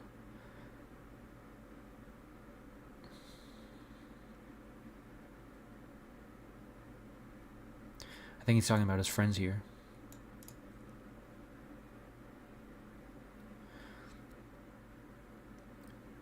Who I would have treated very nicely, I think. It's like, but now those who come after me have done so, whose loved ones and family I would not have treated poorly. The strength of those whose hands was to me as nothing, and they were thought unworthy of life itself, barren with want and hunger, who gnawed in the wilderness, disfigured with calamity and misery. And they ate grass and barks of trees, and root of junipers was their food, so like animals. It speaks a lot, it references King Nebuchadnezzar, or there is a reference to King Nebuchadnezzar, like when he was in the wilderness, eating grass, barks of trees, like an animal, who snatched up these things out of the valleys, and when they had found any of them, they ran to them with a cry. They dwelt in the desert places of torrents, and in caves of earth or upon the gravel. They pleased themselves among these kind of things, and counted it delightful to be under the briars. The children of foolish and base men, and not appearing at all upon the earth. Now I am turned into their song, and am become their byword. They abhor me, and flee far from me, and are not afraid to spit in my face. For he hath opened his quiver, and hath afflicted me, and hath put a bridle into my mouth. At the right hand of my rising, my calamities forthwith arose. They have overthrown my feet, and have overwhelmed me with their paths, as with waves. They have destroyed my ways, and have lain in wait against me, and they have prevailed, and there was none to help. They have rushed in upon me as when a wall is broken and a gate opened, and have rolled themselves down to my miseries. I am brought to nothing, as a wind thou hast taken away my desire, and my prosperity hath passed away like a cloud. And now my soul fadeth within myself, and the days of affliction possess me. In the night my bone is pierced with sorrows, and they that feed upon me do not sleep. With the multitude of them my garment is consumed, and they have girded me about as with the collar of my coat. I am compared to dirt, and am likened to embers and ashes. I cry to thee, and thou hearest me not. I stand up, and thou dost not regard me. Thou art changed to be cruel towards me, and in the heart hardness of thy hand thou art against me. Thou hast lifted me up, and set me as it were upon the wind, and thou hast mightily dashed me. I know that thou wilt deliver me to death, where a house is appointed for everyone that liveth. But yet thou stretchest not forth thy hand to their consumption, and if they shall fall down, thou wilt save. I wept heretofore for him that was afflicted, and my soul had compassion on the poor. I expected good things, and evils are come upon me. I waited for light, and darkness broke out. My inner parts have boiled without any rest. The days of affliction have prevented me. I went mourning without indignation. I rose up and cried in the crowd. I was the brother of dragons and companion of ostriches.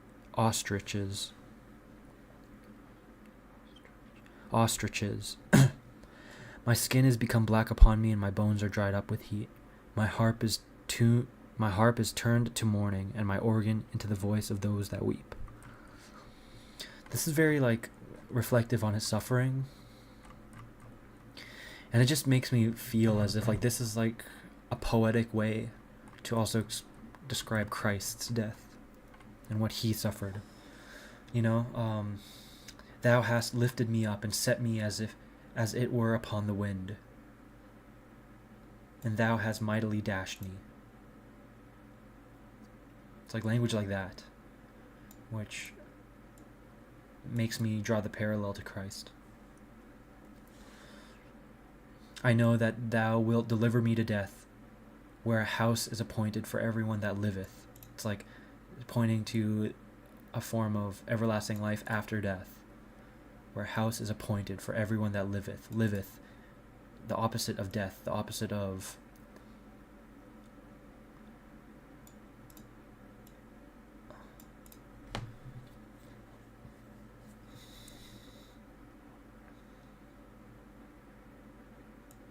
for everyone that transcends death after this life.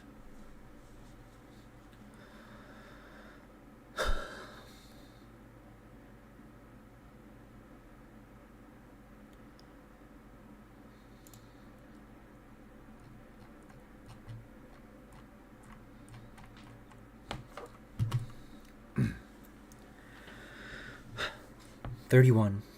I made a covenant with my eyes that I would not so much as think upon a virgin."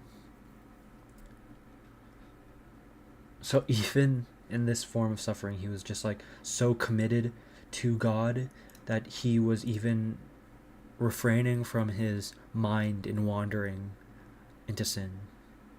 And that's a good lesson, man. Amidst your suffering, you need your conscience on your side, maximally. If it starts to astray, that heightens the chances of you going astray. So the more your mind is on your side, the more your mind is on the side of God, the more you will be in your totality. For what part should God from above have in me, and what inheritance the Almighty from on high? Is not destruction to the wicked, and aversion to them that work iniquity? Doth not he consider my ways, and number all my steps? If I walked in vanity, and my foot hath made haste to deceit, let him weigh me in a just balance, and let God know my simplicity. If my step hath turned out of the way, and if my heart hath followed my eyes, and if a spot hath cleaved to my hands, then let me sow, and let another eat, and let my offspring be rooted out. So he's kind of saying, if I have done wrong in your eyes, O Lord, may your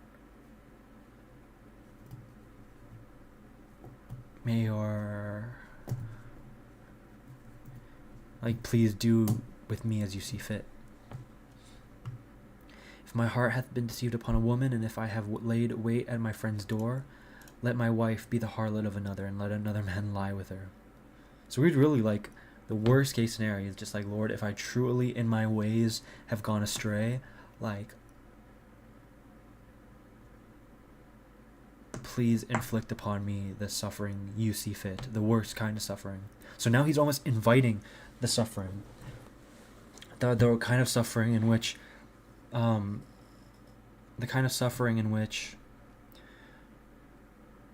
he's like now in a position where it's like truly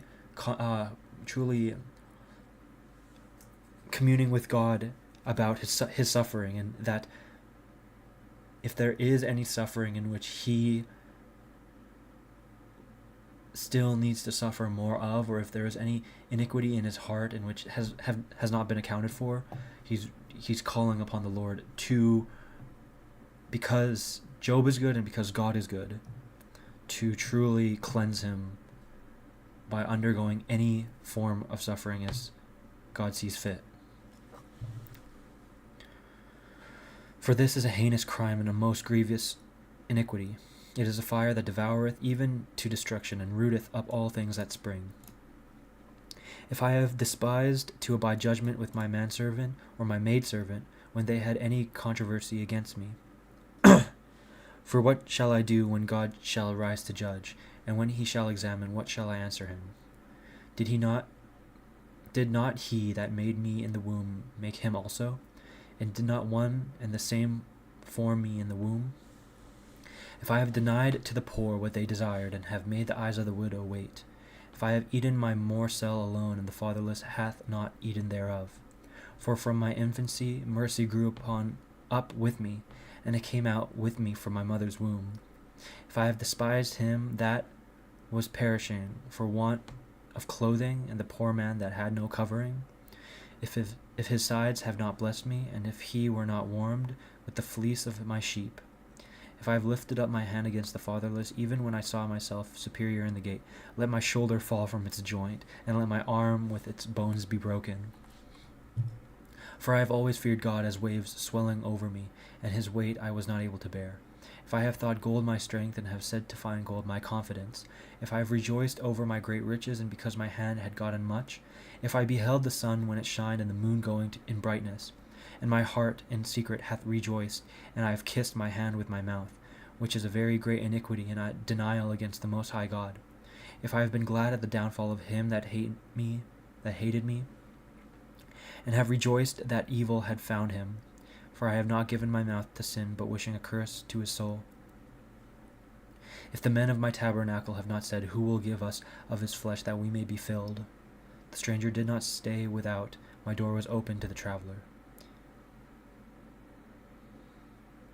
If as a man I have hid my sin, and have concealed my iniquity in my bosom, if I have been afraid at the very great multitude, and the contempt of kinsmen hath terrified me, and I have not rather held my peace and not gone out of the door.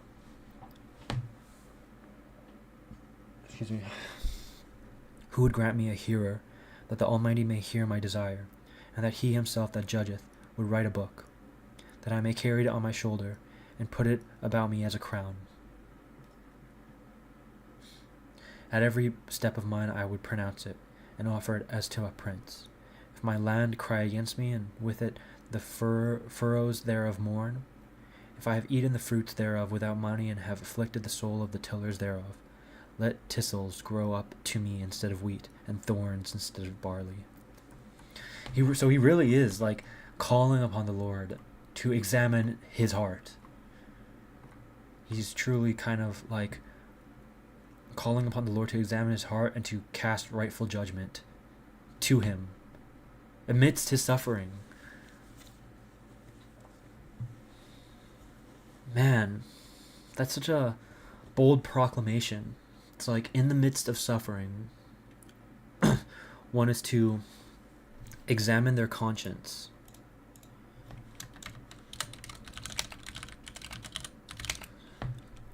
To examine their conscience.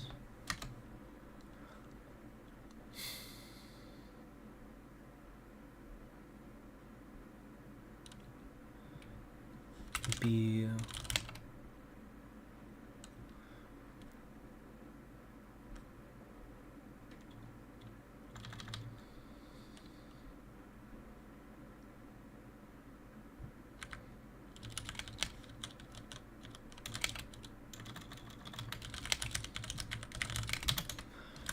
Examining of the conscience. Orientation. This is good. This is like,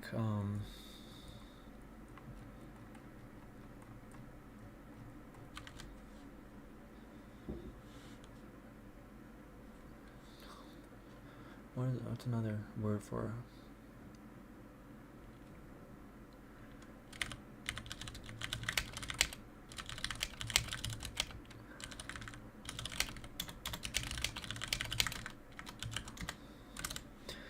And then in here, a call upon God to examine his conscience and to examine his conscience and to rightfully judge according to his will.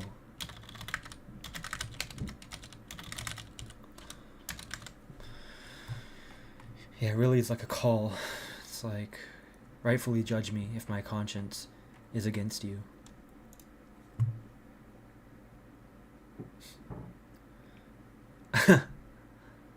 So these three men ceased to answer Job because he seemed just to himself.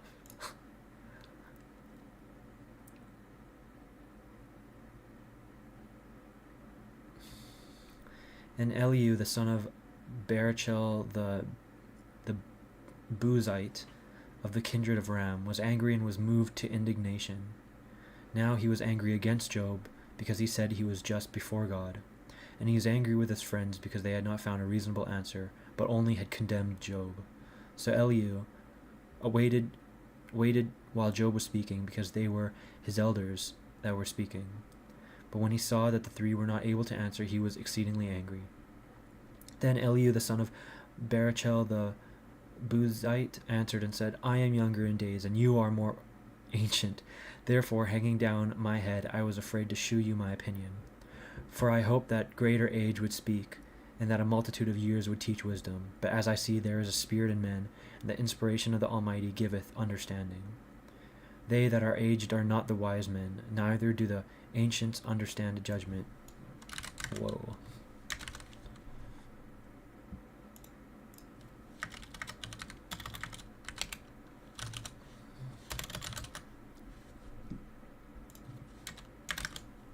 Therefore I will speak, hearken to me, I will shew you my wisdom.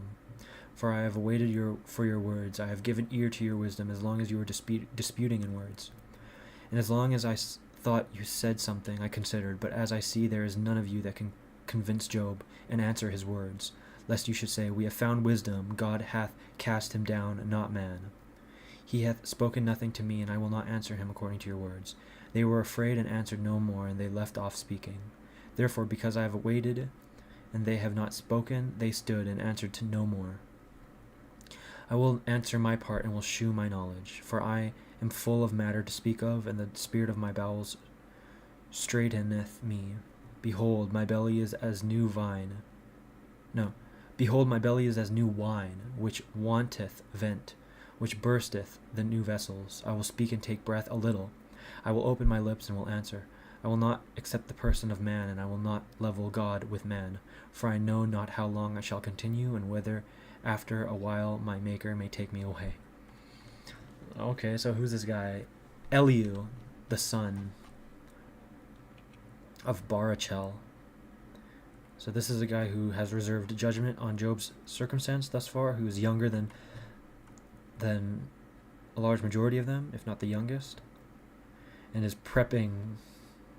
He's hyping himself up. All right, he's just like, we'll see what he has to say. Oh, Job 33, and then let's see what Job's response to him is. Hear therefore, O Job, my speeches, and hearken to all my words. Behold, now I have opened my mouth, let my tongue speak within my jaws. My words are from my upright heart, and my lips shall speak a pure sentence. The Spirit of God made me, and the breath of the Almighty gave me life. If thou canst answer me, and stand up against my face. Behold, God hath made me as well as thee, and of the same clay I was formed. But yet, Let not my wonder terrify thee, and let not my eloquence be burdensome to thee. Now thou hast said in my hearing, and I have heard the voice of thy words. I am clean and without sin. I am unspotted, and there is no iniquity in me. Because he has found complaints against me, and therefore he hath counted me for his enemy. Excuse me. He hath put my feet in the stocks. He hath observed all my paths. Now this is the thing in which thou art not justified. I will answer thee, that God is greater than man. Dost thou strive against him, because he hath not answered thee to all words?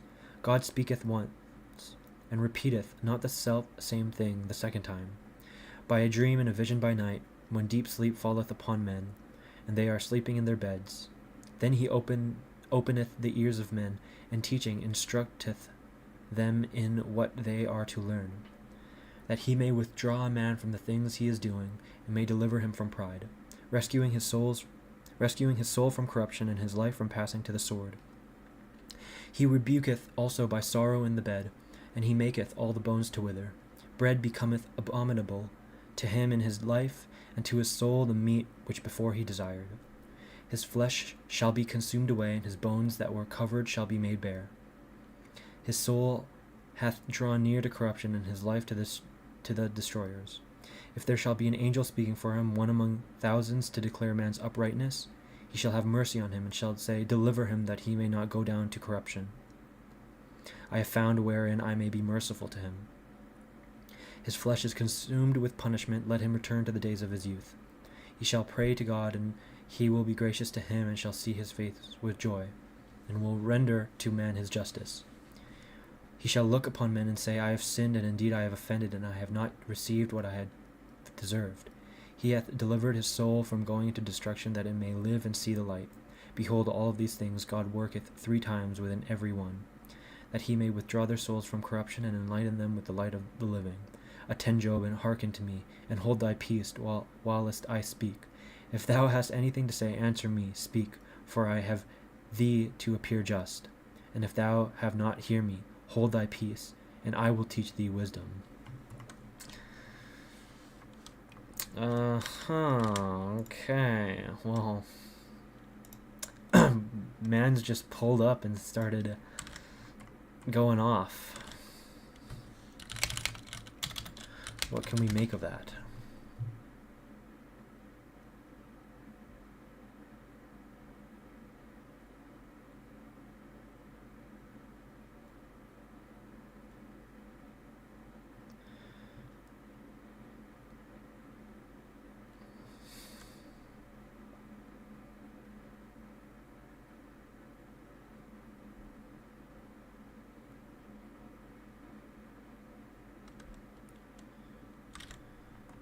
Okay.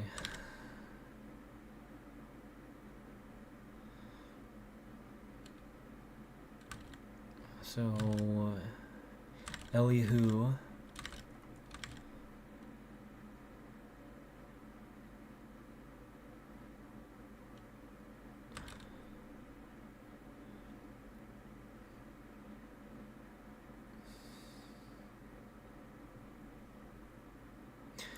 So he's summing up Job's words. Now thou hast heard in my hearing, and I have heard the voice of thy words. I am clean and without sin.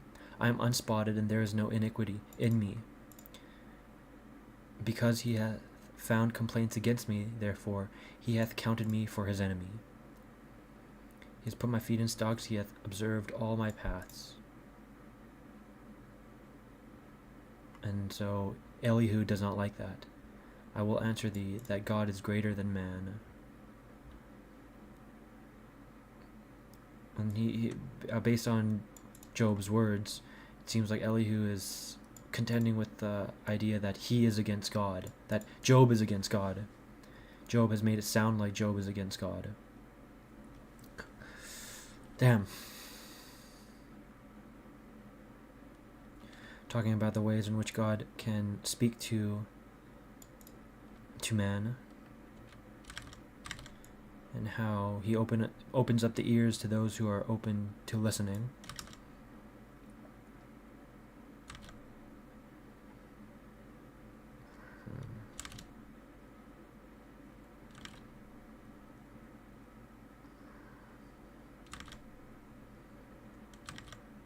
He talks about how God may end up intervening through angelic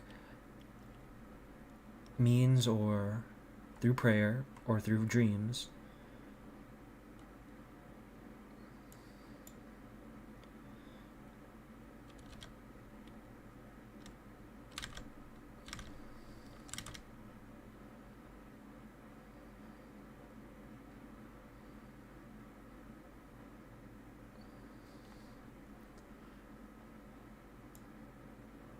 And that it requires a form of kind of,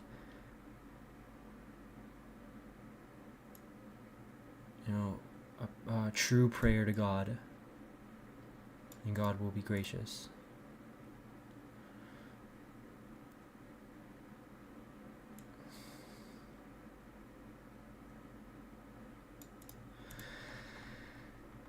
And he's just kind of saying, like Job, like,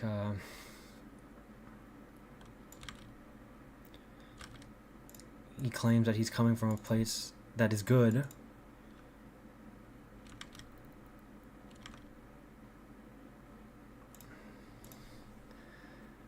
And Elihu continues, "Hear ye, wise men, my words, and ye learned, hearken to me. For the ear trieth words, and the mouth discerneth meats by the taste. Let us choose to us judgment, and let us see among ourselves what is best. For Job hath said, I am just, and God hath overthrown my judgment. For in judging me there is a lie, my arrow is violent without any sin. What man is there like Job, who drinketh up scorning like water, who goeth in company with them that work iniquity, and walketh with wicked men? For he hath said, Man shall not please God, although he run with him. Therefore, ye men of understanding, hear me. Far from God be wickedness and iniquity from the Almighty. For he will render to a man his work, and according to the ways of every one he will reward them. For in very deed God will not condemn without cause, neither will the Almighty pervert judgment. What other hath he appointed over the earth, or whom hath he set over the world which he made? If he turn his heart to him, he shall draw his spit and breath unto himself. All flesh shall perish together, and man shall return to ashes. If then thou hast understanding, hear what is said, and hearken to the voice of my words. Can he be held with that loveth not judgment? And how dost thou so far condemn him that is just?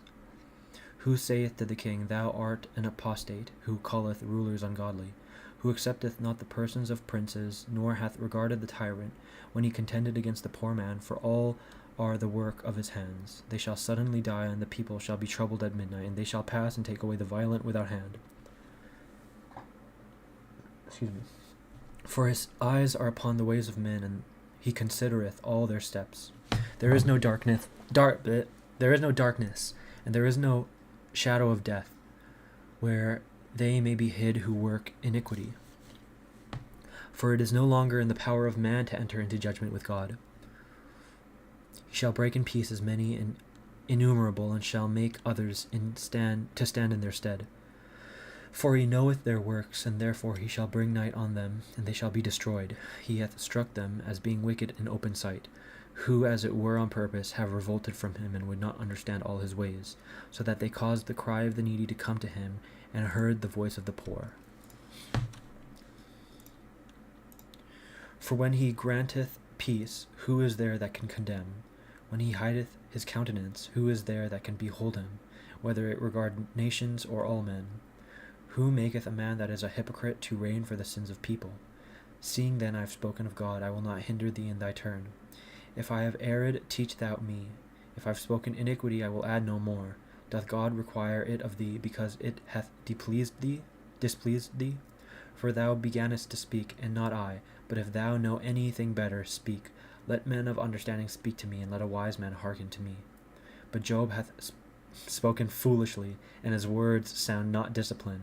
My father, let Job be tried even to the end. Cease not from the man of iniquity, because he added blasphemy upon his sins. Let him be tied fast in the meantime among us, and then let him provoke God to judgment with his speeches. Bruh.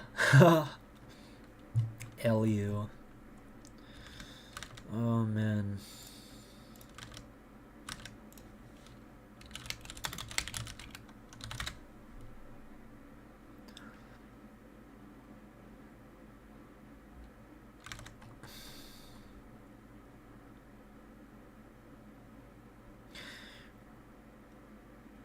uh,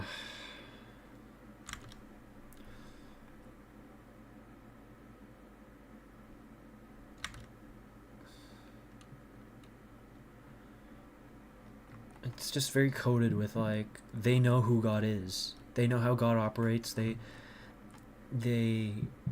it's like a kind of pride in which they have the conclusion of who God is, and that I don't like.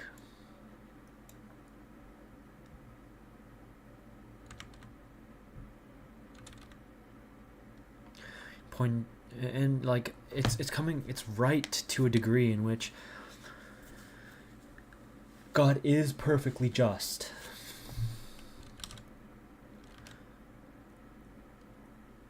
And that, but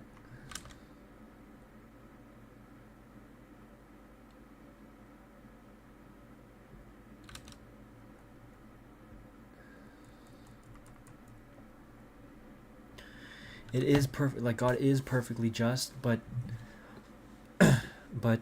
Eliu here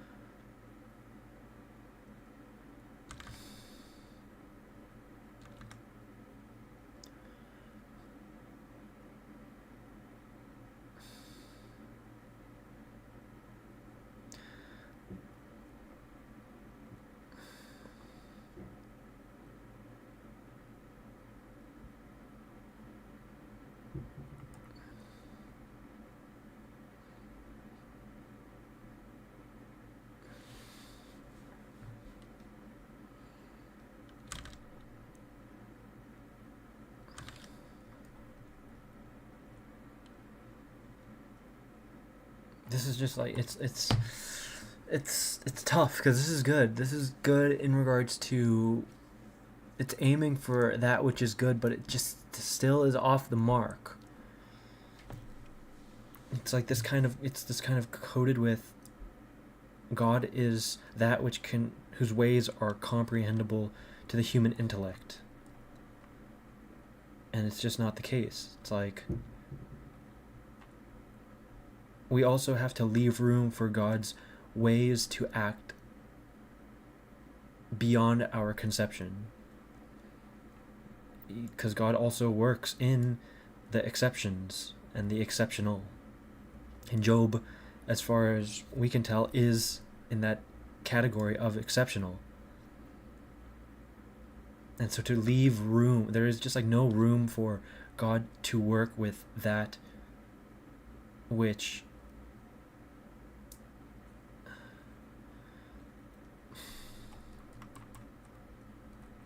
and who knows, maybe he's coming from a right place because Job chose his words poorly, maybe sometimes.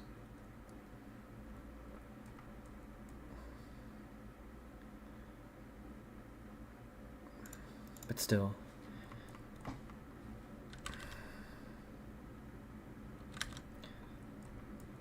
Elihu seems to be trying to fully grasp. He seems to be the one who's really trying to hold onto all that Job's circumstance is, but in trying to encapsulate all of it, he's leaving no room for his understanding of God working beyond that he's trying to conceptualize. He's leaving no room for God to... He's trying to intellectualize God as well as intellectualize Job's circumstance, which God is purposefully in relationship with. And so in fully trying to comprehend God's plan in Job's life, it leaves no avenue for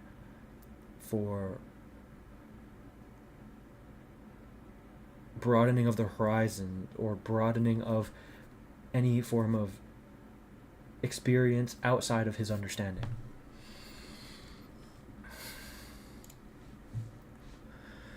And it keeps going. Okay, so for 3 chapters. Moreover, Elihu spoke these words: Doth thy thought seem right to thee, that thou shouldest say, I am more just than God? Excuse me. For thou saidest, that which is right doth not please thee, or what will it profit thee if I sin? Therefore I will answer thy words and thy friends with thee. Look up to heaven and see, and behold the sky, that it is higher than thee. If thou sin, what shalt thou hurt him? And if thy iniquities be multiplied, what shalt thou do against him? And if thou do justly, what shalt thou give him, or what shall he receive of thy hand? The wickedness may hurt a man that is like thee, and thy justice may help the Son of Man. By reason of the multitude of oppressions they shall cry out, and shall wail for the violence of the arm of tyrants. And he hath not said, Where is God, who made me? Who hath given songs in the right? Who teacheth us more than the beasts of the earth, and instructeth us more than the fowls of the air? There shall they cry, and he will not hear, because of the pride of evil men. God therefore will not hear in vain, and the Almighty will look into the causes of every one. Yet when thou shalt say, He considereth not, be judged before him, and expect him. For he doth not now bring on his fury, neither doth he revenge wickedness exceedingly. Therefore Job openeth his mouth in vain, and multiplieth words without knowledge. Damn. We'll keep it moving. 4 chapters. Elihu also proceeded and said, Suffer me a little, and I will shew thee, for I have yet somewhat to speak in God's behalf. I will repeat my knowledge from the beginning, and I will prove my Maker just. For indeed my words are without a lie, and perfect knowledge shall be provided to thee. God doth not cast away the mighty, whereas he himself also is mighty. But he saveth not the wicked, and he giveth judgment to the poor. He will not take away his eyes from the just, and he placeth kings on the throne forever, and they are exalted. And if they shall be in chains and be bound with the cords of poverty, he shall shew them their works and their wicked deeds, because they have been violent. He also shall open their ear to correct them, and he shall speak, that they may return from iniquity. If they shall hear and observe, they shall accomplish their days in good, and their years in glory. If they hear not, they shall pass by the sword, and they shall be consumed in folly. Disassemblers and crafty men prove the wrath of God, neither shall they cry when they are bound. Their soul shall die in a storm, and their life among the effeminate. He shall deliver the poor out of his distress, and shall open his ear in affliction. Therefore he shall set 3 at large out of the narrow mouth, and shall hath no foundation under it, and the rest of thy table shall be full of fatness. Thy cause hath been judged as that of the wicked cause, and judgment thou shalt recover. Therefore let not anger overcome thee to oppress any man, neither let multitude of gifts turn thee aside. Lay down thy greatness without tribulation, and all the mighty of strength. Prolong not the night, that people may come up for them. Beware thou turn not aside to iniquity, for this thou hast begun to follow after misery. Behold, God is high in his strength, and none is like him among the lawgivers. Who can search out his ways, or who can say to him, Thou hast wrought iniquity? Remember that thou knowest not his work, concerning which men have sung. All men see him, every one beholdeth far off. Behold, God is great, exceeding our knowledge. The number of his years is inestimable. Can't believe I'm butchering this word. Inestimable. The number of his years is inestimable. The number of his years is inestimable. Inestimable. The number of his years is inestimable. He lifteth up the drops of rain, and poureth out showers like floods, which flow from the clouds that cover all above. If he will spread out clouds as his tent, and lighten with his light from above, he shall cover also the ends of the sea. For by these he judgeth people, and giveth food to many mortals. In his hands he hideth the light, and commandeth it to come again. He sheweth his friends concerning it, that it is his possession, and that he may come up to it.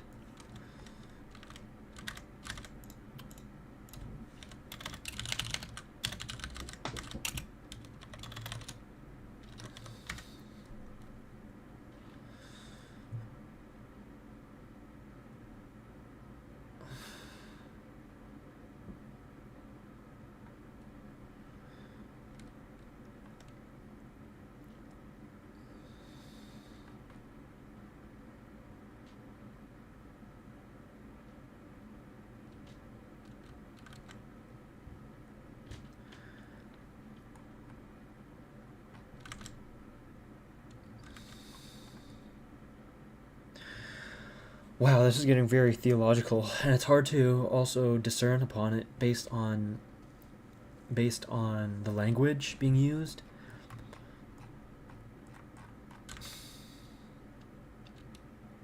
And where Elihu stands, because Elihu is coming from a place in which it's very theologically sound. That's, or at least closest than before, and it's like this is a tough contention. It's like this is someone whose perspective is truly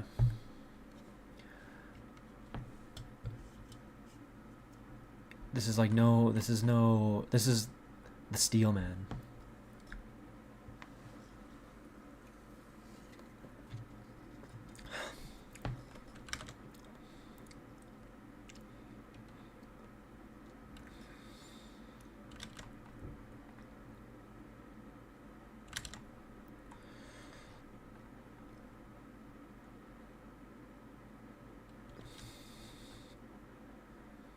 So it's definitely speaking about God's righteousness, how God is just, how God has great power, high in his strength, and none is like him.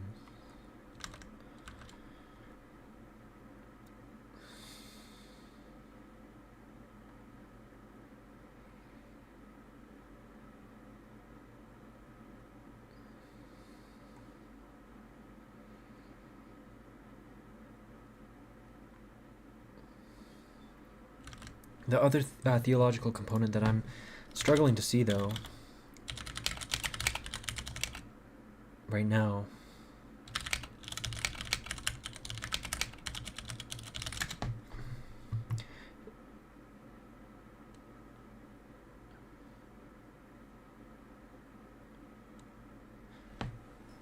right, is the concept of suffering as a form of discipline and correction.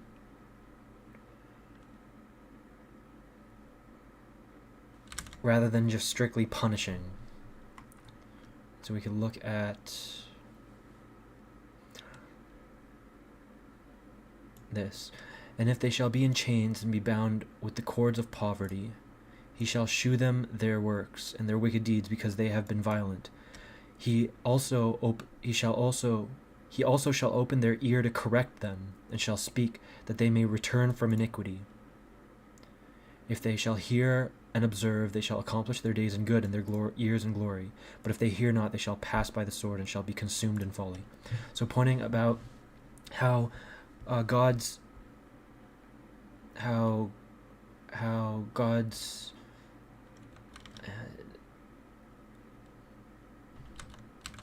righteousness is to further one's discipline and correct rather than strictly to punish. So it's adding a dimension of God's righteousness in regards to what others would deem as punishment for iniquity.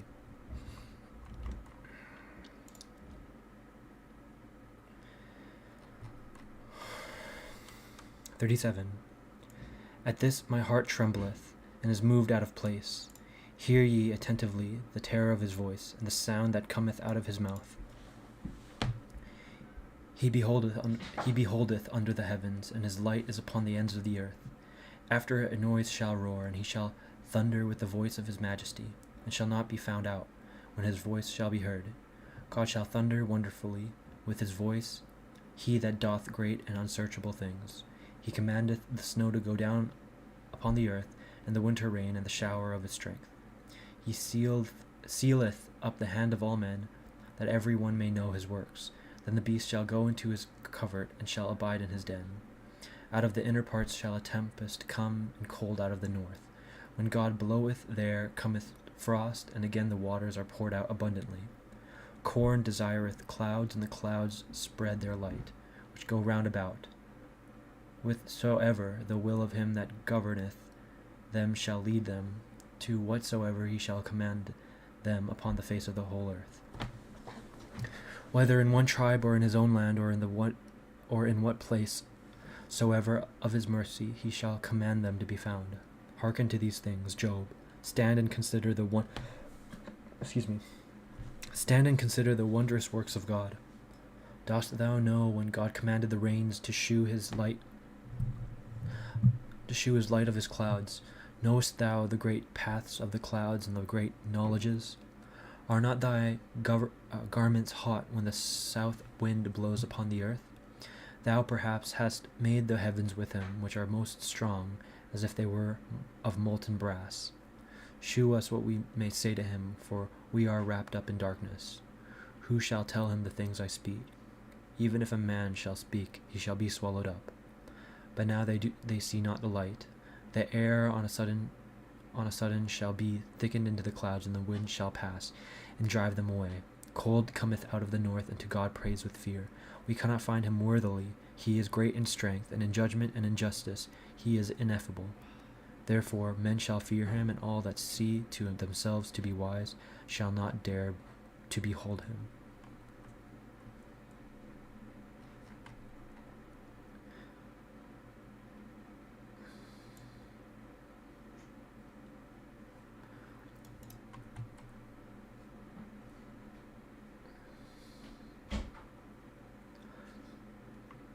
So speaking once again about the righteousness of God, his greatness in his works.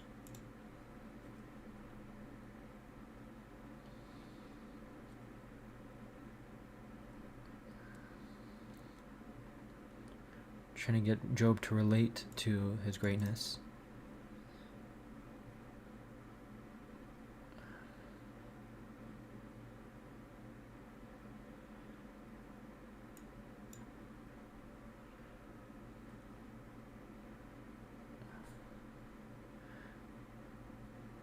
So any man who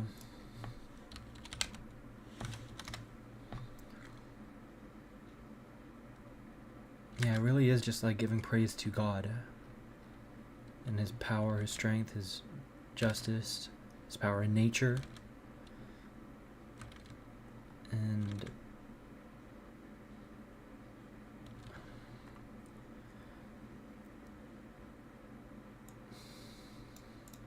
and is challenging Job to consider these things, and warns him about even asking about God's about how God governs the world.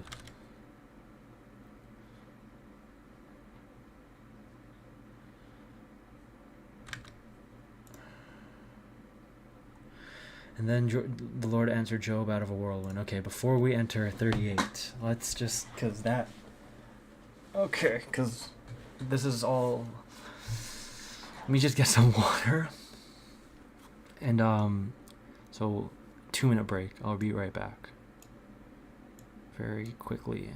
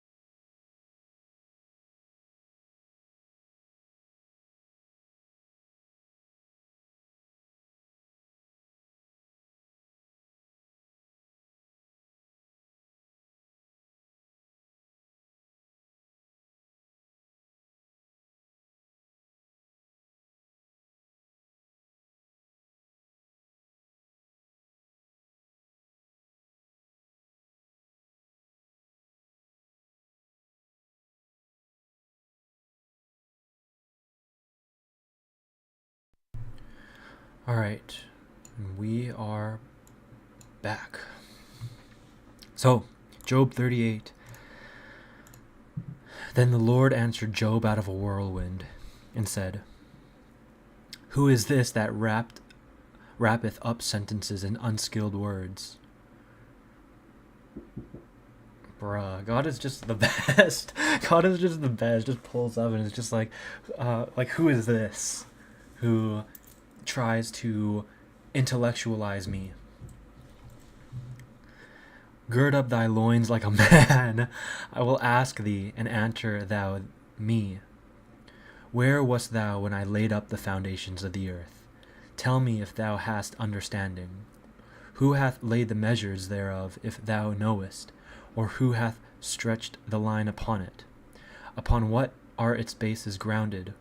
Or who laid the cornerstone thereof? When the morning stars praised me together, and all the sons of God made a joyful melody. Who shut up the sea with doors when it broke forth as issuing out of the womb? When I made a cloud the garment thereof, and wrapped it in a mist as in swaddling bands, I set my bounds around it, and made it bars and doors. As I said, Hitherto thou shalt come, and shalt go no further, and here thou shalt break thy swelling waves. Excuse me. Didst thou since thy birth command the morning, and shew the dawning of the day its place? And didst thou hold the extremities of the earth, shaking them, and hast thou shaken the ungodly out of it? The seal shall be restored as clay, and shall stand as a garment. From the wicked their light shall be taken away, and the high arm shall be broken. Hast thou entered into the depths of the sea, and walked in the lowest parts of the deep? Have the gates of death been opened to thee, and hast thou seen the darksome doors? Hast thou considered the breadth of the earth? Tell me if thou knowest all things. Where is the way where light dwelleth, and where is the place of darkness? That thou mayest bring everything to its own bounds, and understand the paths of the house thereof. Didst thou know then that thou shouldest be born? And didst thou know the number of thy days? Hast thou entered into the storehouses of the snow, or hast thou beheld the treasures of the hail, which I have prepared for the time of the enemy, against the day of battle and war? By what way is the light spread, and heat divided upon the earth? Who gave a course to violent showers, or a way for noisy thunder?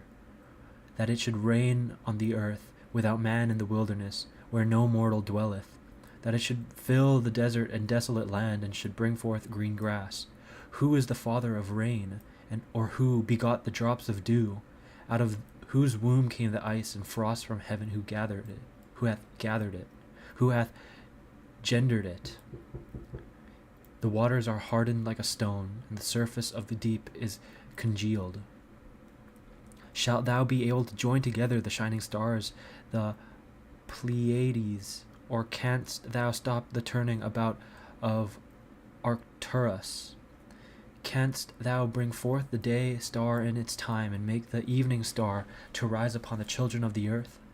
Dost thou know the order of heaven, and canst thou set down the reason thereof on the earth? Canst thou lift up thy voice to the clouds, that an abundance of water may cover thee? Canst thou send lightnings, and will they go, and will they return, and say to thee, Here we are? Who hath put wisdom in the heart of man, or who gave the cock understanding? Who can declare the order of the heavens, or who can make the harmony of heaven to sleep? When was the dust poured on the earth, and the clods fastened together? Wilt thou take the prey for the lioness, and satisfy the appetite of her whelps? When they couch in the dens, and lie in wait in holes? Who provideth food for the raven, when her young ones cry to God, wandering about because they have no meat? Knowest thou the time when the wild goats bring forth among the rocks? Or hast thou observed the hinds when they fawn? Hast thou numbered the months of their conceiving? Or knowest thou the time when they bring forth? They bow themselves to bring forth young, and they cast them, and send forth roarings. Their young are weaned and go to feed. They go forth and return not to them. Who hath sent out the wild ass free, and who hath loosed his bonds? To whom I have given a house in the wilderness, and his dwellings in the barren land. He scorneth the multitude of the city. He heareth not the cry of the driver. He looketh round about the mountains of his pasture, and seeketh for every green thing. Shall the rhinoceros be willing to serve thee, or will he stay at thy crib? Canst thou bind the rhinoceros with thy thong to plough, or will he break the clods of the valleys after thee?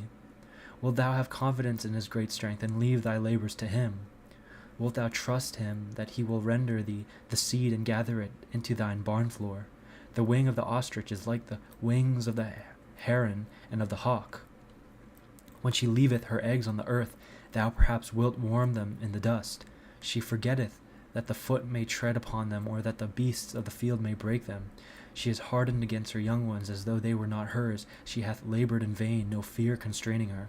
For God hath deprived her of wisdom, neither hath he given her understanding. When time shall be, she setteth upon her wings on high. She scorneth the horse and his rider. Wilt thou give strength to the horse, or clothe his neck with neighing? Wilt thou lift him up like the locusts? The glory of his nostrils and terror is terror. He breaketh up the earth with his hoof. He pranceth boldly. He goeth forward to meet armed men. He despiseth fear. He turneth not his back to the sword. Above him shall the quiver rattle. The spear and the shield shall glitter. Chasing and raging he swalloweth the ground, neither doth he make account when the noise of the trumpet soundeth. When he heareth the trumpet he saith, Ha ha! He smelleth the battle far off. Afar off, the encouraging of the captains and the shouting of the army. Doth the hawk wax feathered by thy wisdom, spreading her wings to the south? Will the eagle mount up at thy command, and make her nest in high places? She abideth among the rocks, and dwelleth among cragged flints and stony hills, where there is no access. From thence she looketh for the prey, and her eyes behold afar off. Her young ones shall suck up blood, and wheresoever the carcass shall be, she is immediately there. And the Lord went on and said to Job, Shall he that contendeth with God be so easily silenced? Surely he that reproveth God ought to answer him. Then Job answered the Lord and said, What can I answer? Who hath spoken inconsiderately? I will lay my hand upon my mouth. One thing I have spoken, which I wish I had not said, and another to which I will add no more. And the Lord answered Job out of the whirlwind, said, Gird up thy loins like a man. Double down. Gird up thy loins like a man. I will ask thee, and do thou tell me. Wilt thou make void my judgment, and condemn me, that thou mayest be justified? And hast thou an arm like God? And canst thou thunder with a voice like him? Clothe thyself with beauty, and set thyself up on high, and be glorious, and put on goodly garments. Scatter the proud in thy indignation, and behold every arrogant man, and humble him. Look on all that are proud, and confound them, and crush the wicked in their place. Hide them in dust together, and plunge their faces into the pit. Then I will confess that thy right hand is able to save thee. Behold, Behemoth, whom I made with thee, he eateth grass like an ox. His strength is in his loins, and his force in the navel of his belly. He setteth up his tail like a cedar. The sinews of his testicles are wrapped together. His bones are like pipes of brass, his gristle like plates of iron. He is the beginning of the ways of God, who made him. He will apply his sword. To him the mountains bring forth grass. There all the beasts of the field shall play. He sleepeth under the shadow, in the covert of the reed, and in moist places. The shades cover his shadow. The willows of the brook shall compass him about. Behold, he will drink up a river, and not wonder. and he trusteth that the Jordan may run into his mouth. In his eyes as with a hook he shall take him, and bore through his nostrils with stakes. Canst thou draw out the Leviathan with a hook, or canst thou tie his tongue with a cord? Canst thou put a ring in his nose, or bore through his jaw with a buckle? Will he make many supplications to thee, or speak soft words to thee? Will he make a covenant with thee, and wilt thou take him to be a servant forever? Shalt thou play with him as with a bird, or tie him up for thy handmaids? Shall friends cut him in pieces? Shall merchants divide him? Wilt thou fill nets with his skin, and the cabins of fishes with his head? Lie thy hand upon him, remember the battle, and speak no more. Behold, his hope shall fail him, and in the sight of all he shall be cast down. Job 41. I will not stir him up like one that is cruel, for who can resist my countenance? Who hath given me before that I should repay him, and all things that are under heaven are mine? I will not spare him nor his mighty words, and frame to make supplication. Who can discover the face of his garment, or who can go into the midst of his mouth? Who can open the doors of his faith? His teeth are terrible round about.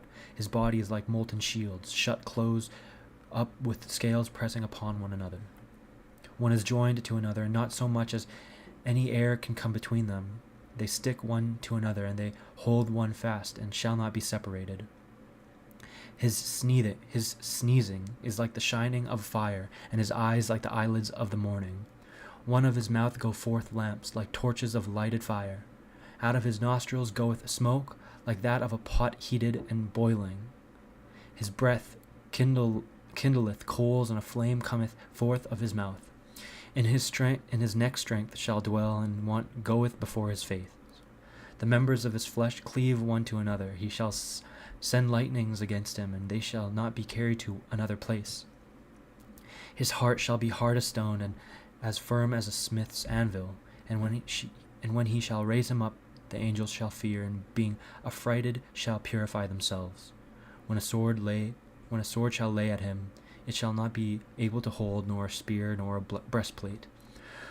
For he shall esteem iron as straw, and brass as rod and wood. The archer shall not put him to flight. The stones of the sling are to him like stubble. As stubble will he esteem the hammer, and he will laugh him to scorn who shaketh the spear. The beams of the sun shall be under him, and he shall strew gold under him like mire. He shall make the deep sea to boil like a pot, and shall make it as when ointments boil. A path shall shine after him. He shall esteem the deep as growing old. There is no power upon earth that can be compared with him, who was made to fear no one. He beholdeth every high thing. He is king over the children of pride.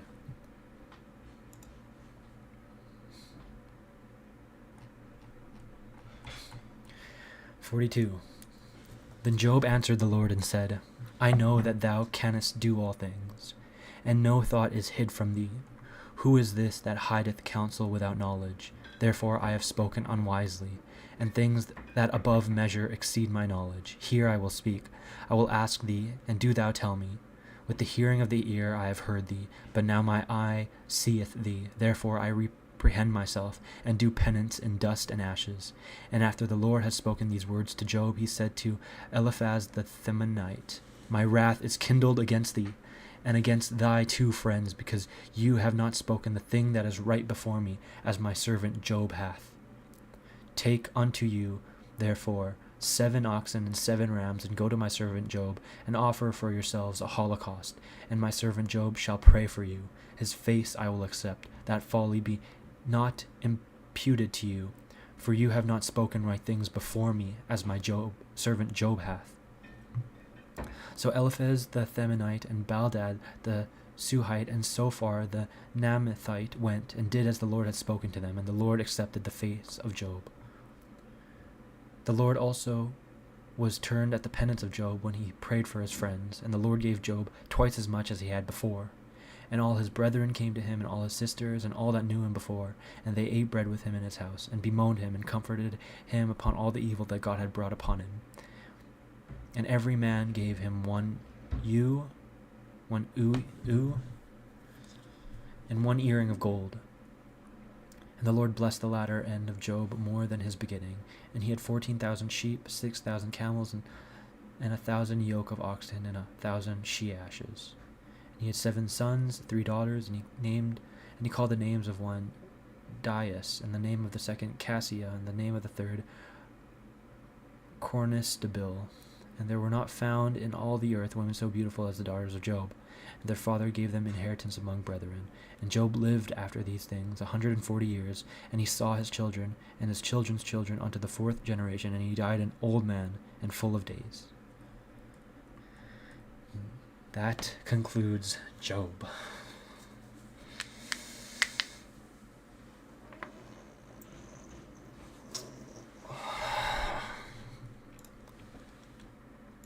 And that concludes Job.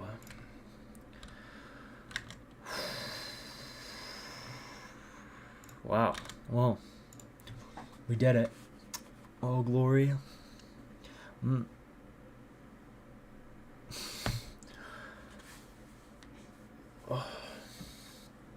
So, luckily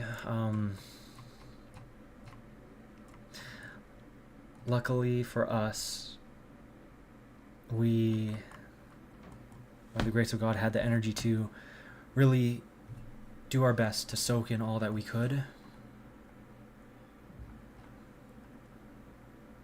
And so why? Why did we go through Job?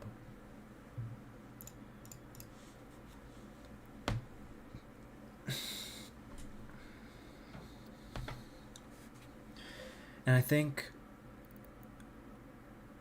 because it points to the multitude of what our life has in store for us, the potential for the kind of suffering our life has in store for us, the kind of suffering that will turn our friends against us, our loved ones against us, the kind of suffering that may take all that we have away from us, the kind of suffering that may end up embarrassing us and end up making us question ourselves. And you know, there's also an issue. There is also an issue, as far as I can tell, in regards to trying to intellectualize your suffering. Trying to think that one could rationally understand the fullness of their suffering at an intellectual level. And I just think that's completely wrong, even in Job's case, because Job, who was, he, although faithful, he ended up trying to intellectualize his suffering, trying to get to the bottom of it, and in trying to get to the bottom of his suffering, he tried to intellectualize God and God's reasoning, the why in which God does certain things, and he was trying to draw an absolute conclusion. And I think God wants us and commands us not to do that, because in doing so, we end up becoming prideful as a consequence. We end up thinking that we are the kind of individuals capable of being able to comprehend God. Even if we're just trying to understand our suffering fully, it's like, who are we to truly know our suffering when we don't even know ourselves, when we don't even know others, if we don't even know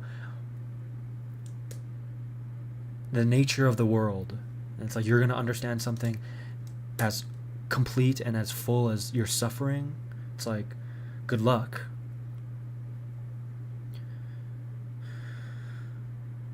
And so, in the story of Job, points to many things. It points to the important. So we could look at it in regards to suffering, and the to answer the question, because that's ultimately what this is for. It's like, what must we do when we are in the midst of suffering? That's the question. How do we alleviate, or at least try to alleviate, our suffering? And it starts off from analyzing Job. It starts with the examination of our conscience, making sure that our conscience is sound, and making sure that our conscience isn't far astray from God's will. that we are clean in conscience, that we are purified, that we are pure in heart. And that means to be good in our orientation. That means to be actively still faithful to God, both in thought and in action. And then there's a call to attribute that which is good, righteous, and just to God. It's to remember in our faith that God is good, that God is love. And amidst our suffering, we must remember this, because if we forget about this, then it all starts to become meaningless. If there is no rightful judge, then why should I continue to live a righteous life?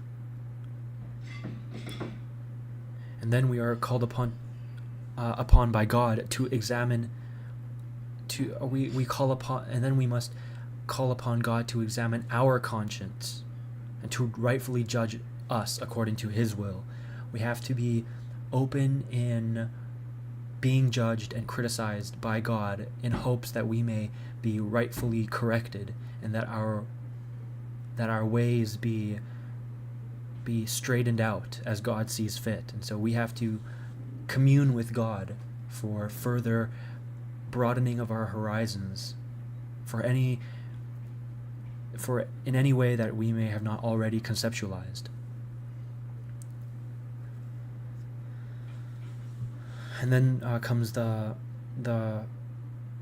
protection against pride, that we know what it is that our suffering is trying to tell us, that we know what the outcome will be, that we know what God's trying to tell us. Because that's the problem with, what's his face? Elihu. And when he tries to, and it comes with this problem back to intellectualizing God, trying to fully understand our suffering, fully understand who God is. And as I tread upon this theological journey, I have to also keep in mind that I will never understand God until I am with Him. And that's just the case. We will never be able to completely understand Scripture. We will never be able to completely understand God and understand His ways and His will. And that in and of itself calls a kind of faith, calls forth the highest form of faith in trusting in God's plan, regardless of the proximal evidence. And then comes the humility, in contrast to that pride. The humility that God is that which conjured up the complex. God is that which has considered the maximal different case scenarios. And in the face of that knowing, and in the face of that understanding, in the face of that belief and faith, we are called then to lower ourselves and to lower our faces to the ground, that we may repent in His sight, that we may rebuke any forms of pride or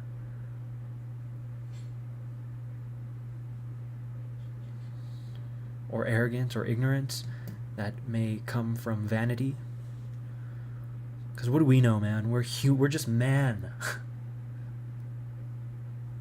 We're just men. We are not God. We'll never understand God fully. That doesn't mean we shouldn't do our homework. That doesn't mean that we should, because in all fairness, Elihu was positing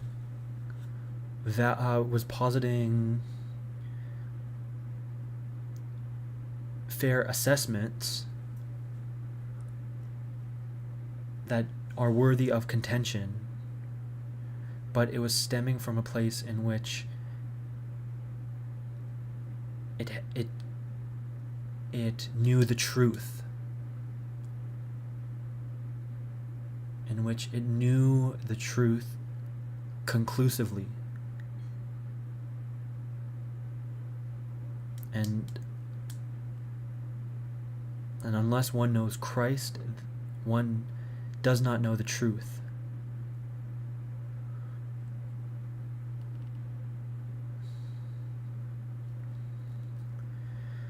And so, what does that mean exactly? So we could that's the gist, examining our conscience, being good in our orientation, attributing that which is good, righteous, and just to God, and then through prayer, calling upon God to examine our conscience, to rightfully judge us according to His will,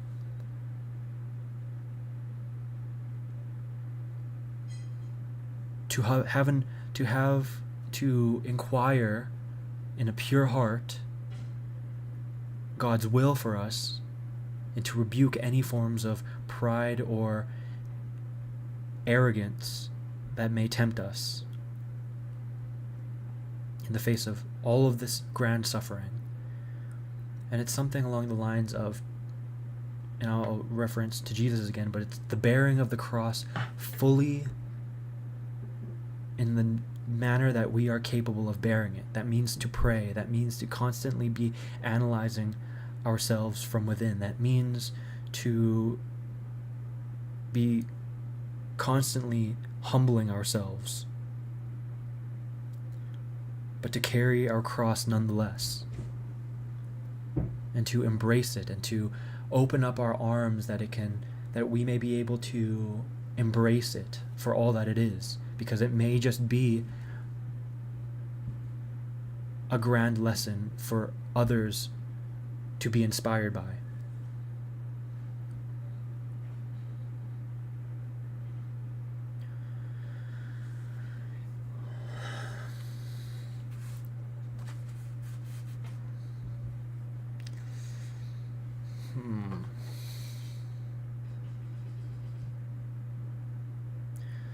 To not lose faith in the highest conceivable good, regardless of the evidence at hand. To not allow others to potentially decimate our soul as we suffer, and to truly orient ourselves upwards, no matter what.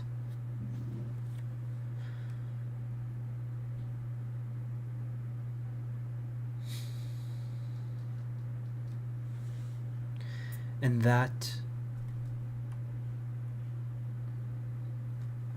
is how we may be able to strive towards whatever is approximating sainthood.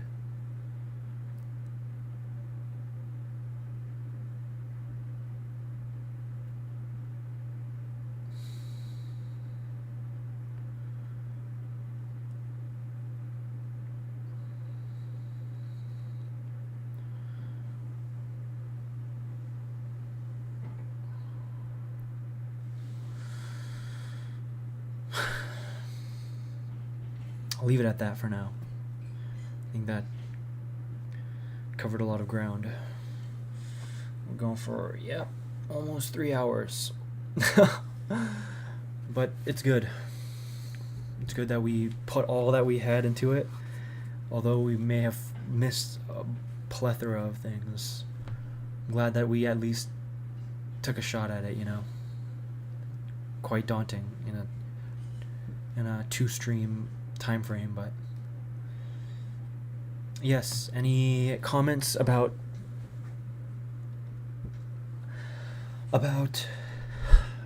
how we broke the story of Job down, please feel free to add upon it in the comments, or leave a like or dislike based on how you may have felt about the show. Subscribe if you enjoy the content. Much more to come. I won't be streaming again this week. Next week I would like to. And next week I'll be returning from the Salesian Leadership Retreat in New York. And so perhaps I will speak about that as well. About what we learned, and perhaps focus on formulating a form of structure in regards to relaying what they teach us, to put it online. That would be beneficial, I think.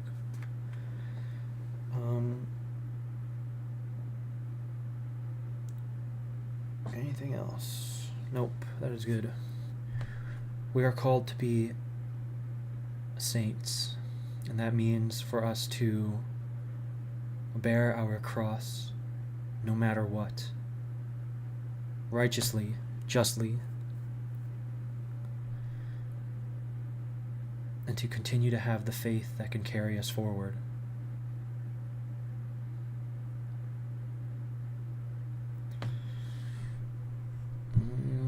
Yeah, that concludes this final episode of the testing series. Now, once I begin streaming again, we will begin the real deal. Hopefully it will be more cogent, but it is still a work in progress. But hopefully the topics will be more cogent. Hopefully the structure and the way I utilize the streaming system will be much more subtle and less choppy. But that's Job, and that is the concept of suffering.